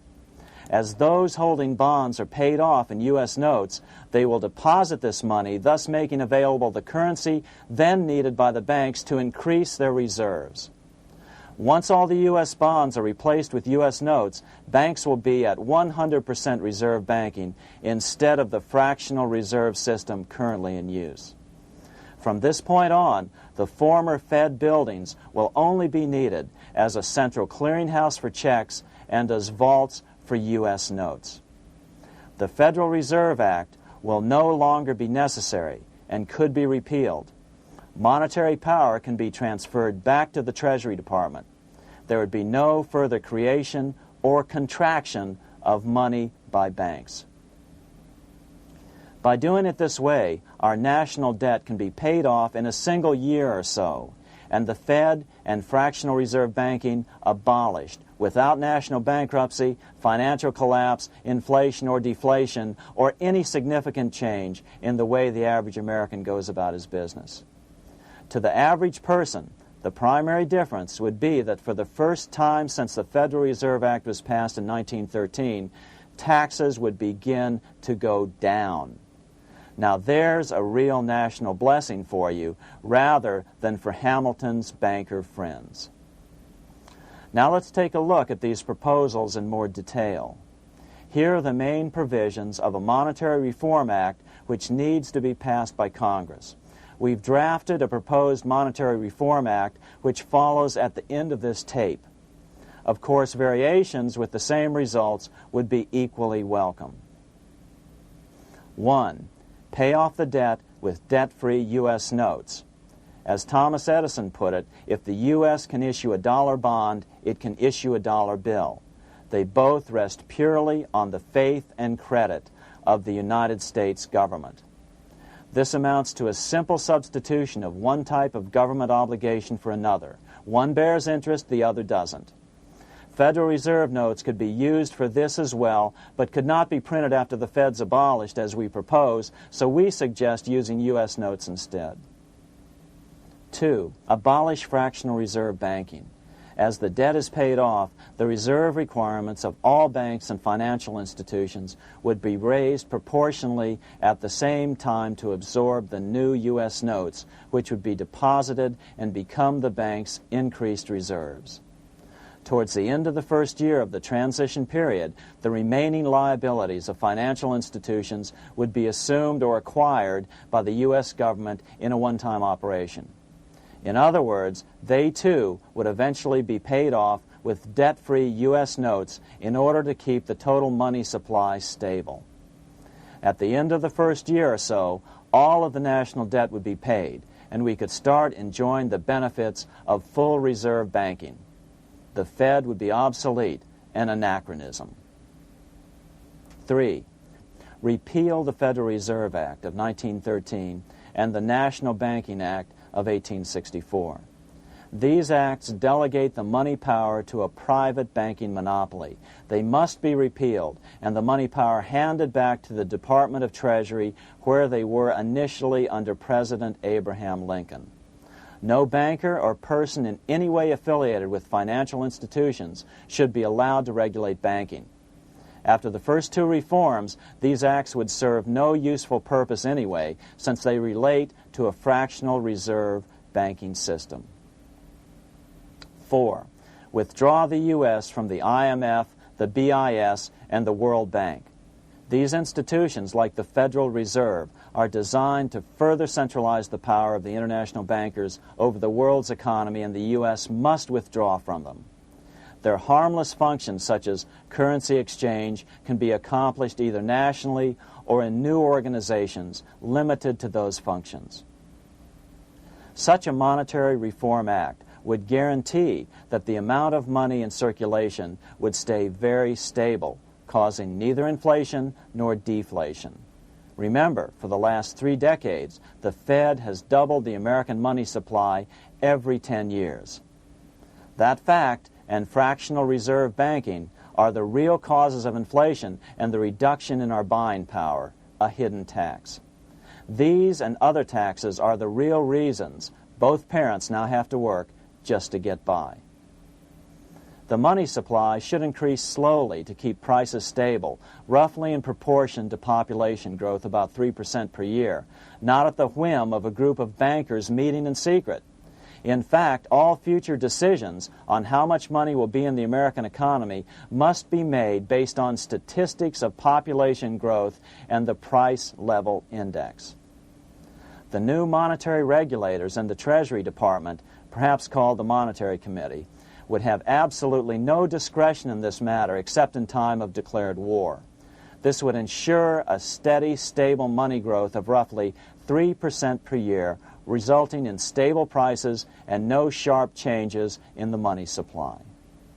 To make certain the process is completely open and honest, all deliberations would be public, not secret, as meetings of the Fed's Board of Governors are today.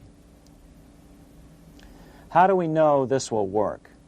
Because these steps remove the 2 major causes of economic instability, the Fed and fractional reserve banking, and the newest one as well, the BIS, Bank of International Settlements. But most importantly, the danger of a severe depression would be eliminated. Let's listen to Milton Friedman on the single cause of severe economic depressions. I know of no severe depression in any country or any time that was not accompanied by a sharp decline in the stock of money, and equally of no sharp decline in the stock of money that was not accompanied by a severe depression. Issuing our own currency is not a radical solution. It's been advocated by Presidents Jefferson, Madison, Jackson, Van Buren, and Lincoln. But it's been used at different times throughout Europe as well. Perhaps the best example is one of the small islands off the coast of France in the English Channel. Called Guernsey, It's been using debt-free money issues to pay for large building projects for nearly 200 years. Here we are on Guernsey, and this is the Guernsey Flower and Vegetable Market. Guernsey is one of the most successful examples of just how well a debt-free money system can work. In 1815, a committee was appointed to investigate how best to finance this new market. The impoverished island could not afford more new taxes, so the state's fathers decided to try a revolutionary idea: issue their own paper money. They were just colorful paper notes, backed by nothing, but the people of this tiny island agreed to accept them and trade with them. To be sure they circulated widely, they were declared to be good for the payment of taxes. Of course, this idea was nothing new. It was exactly what America had done before the American Revolution, and there are many other examples throughout the world. But it was new to Guernsey, and it worked miracles. This market is still in use, and remember, it was built for no debt to the people of this island state. But what if we follow Guernsey's example? How would the bankers react to these reforms? Certainly the international bankers' cartel will oppose reforms that do away with their control of the world's economies as they have in the past. But it is equally certain that Congress has the constitutional authority and responsibility to authorize the issuance of debt-free money, U.S. notes, and to reform the very banking laws it ill-advisedly enacted. Undoubtedly, the bankers will claim that issuing debt-free money will cause severe inflation or make other dire predictions. But remember, it is fractional reserve banking which is the real cause of over 90% of all inflation, not whether debt-free U.S. notes are used to pay for government deficits. In the current system, any spending excesses on the part of Congress are turned into more debt bonds, and the 10% purchased by the Fed are then multiplied many times over by the bankers, causing over 90% of all inflation. Our fractional reserve and debt-based banking system is the problem. We must ignore its inevitable resistance to reform and remain firm until the cure is complete. As the director of the Bank of England in the 1920s, Sir Josiah Stamp put it, referring to this modern fractional reserve banking system, banking is conceived in iniquity and born in sin. Bankers own the earth. Take it away from them, but leave them the power to create money and control credit, and with the flick of a pen, they will create enough money to buy it back again. Take this great power away from the bankers, and all great fortunes like mine will disappear, and they ought to disappear, for this would be a better and happier world to live in. But if you want to continue the slaves of bankers and pay the cost of your own slavery, let them continue to create money and to control credit. Americans are slowly figuring this out. Today, over 3,200 cities and counties have endorsed the proposal of a nonprofit organization called Sovereignty. The Sovereignty movement calls for Congress to authorize the Secretary of the Treasury to issue $90 billion per year of U.S. notes, not Federal Reserve notes nor debt-based bonds, to loan money interest-free to cities, counties, and school districts for needed capital improvements. Remarkably, and to their praise, the Community Bankers Association of Illinois, representing 515 member banks, has endorsed this sovereignty proposal, a good step in the right direction. As Milton Friedman has repeatedly pointed out, no severe depression can occur without a severe contraction of money. In our system, only the Fed, the Bank of International Settlements, with U.S. bankers' cooperation, or a combination of the largest Wall Street banks could cause a depression. In other words, our economy is so huge and resilient, a depression just can't happen by accident. Unless we reform our banking system, they will always have that power. They can pull the plug on our economy anytime they choose. The only solution is to abolish the Fed and the fractional reserve banking system and withdraw from the BIS. Only that will break the power of the international bankers over our economy. And keep in mind, a stock market crash itself cannot cause a severe depression. Only the severe contraction of our money supply can cause a severe depression. The stock market crash of 1929 only wiped out market speculators, mostly the small to medium ones, resulting in $3 billion in wealth changing hands. But it served as a smokescreen for a 33% contraction in credit by the Fed over the next 4 years, which resulted in over $40 billion in wealth from the American middle class being transferred to the big banks.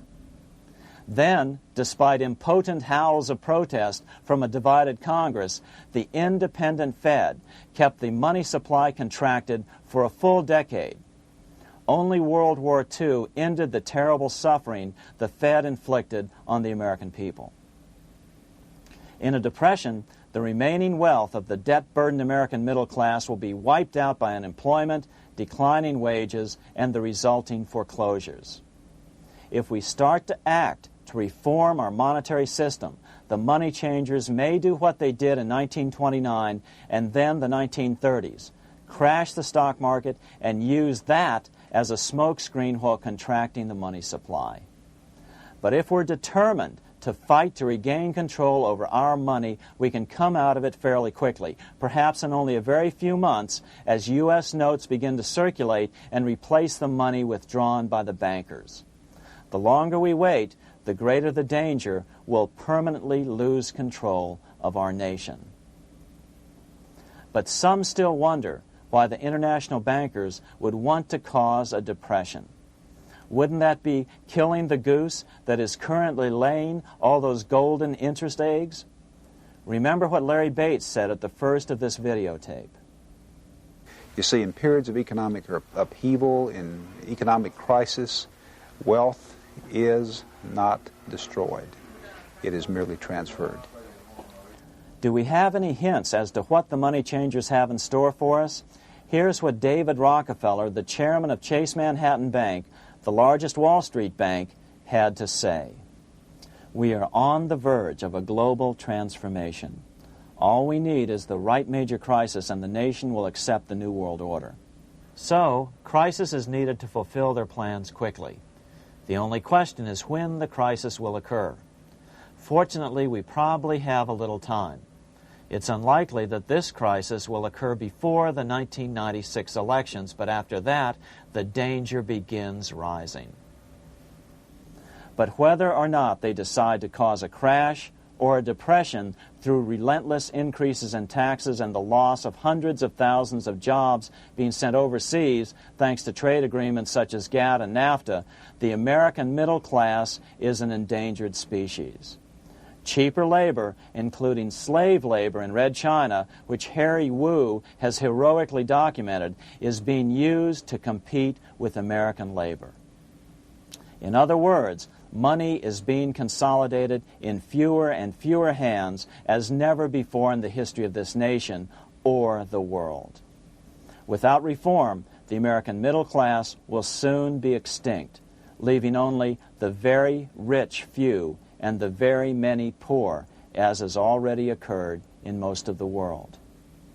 We've been warned of all this by congressmen, presidents, industrialists, and economists down through the years.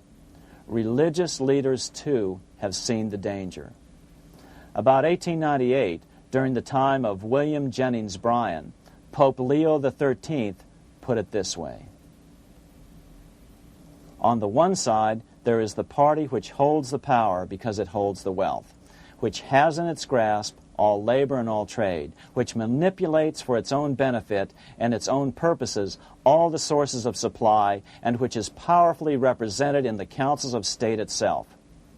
On the other side, there is the needy and powerless multitude, sore and suffering. Rapacious usury, which, although more than once condemned by the Church, is nevertheless under a different form, but with the same guilt, still practiced by avaricious and grasping men, so that a small number of very rich men have been able to lay upon the masses of the poor a yoke little better than slavery itself. More recently, during America's Great Depression, Pope Pius XI spoke of the same problem. In our days, not alone is wealth accumulated, but immense power and despotic economic domination is concentrated in the hands of a few. This power becomes particularly irresistible when exercised by those who, because they hold and control money, are able also to govern credit and determine its allotment. For this reason, supplying, so to speak, the lifeblood to the entire economic body and grasping, as it were, in their hands the very soul of the economy, so that no one dare breathe against their will. Educate your friends.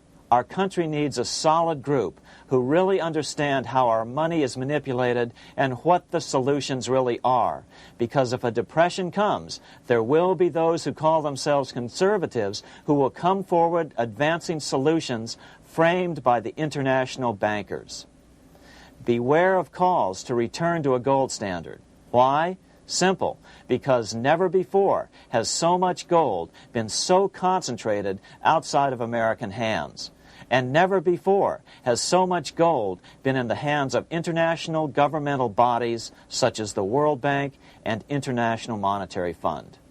A gold-backed currency usually brings despair to a nation, and to return to it would certainly be a false solution in our case. Remember, we had a gold-backed currency in 1929 and during the first 4 years of the Great Depression. Likewise, beware of any plans advanced for a regional or world currency. This is the international bankers' Trojan horse.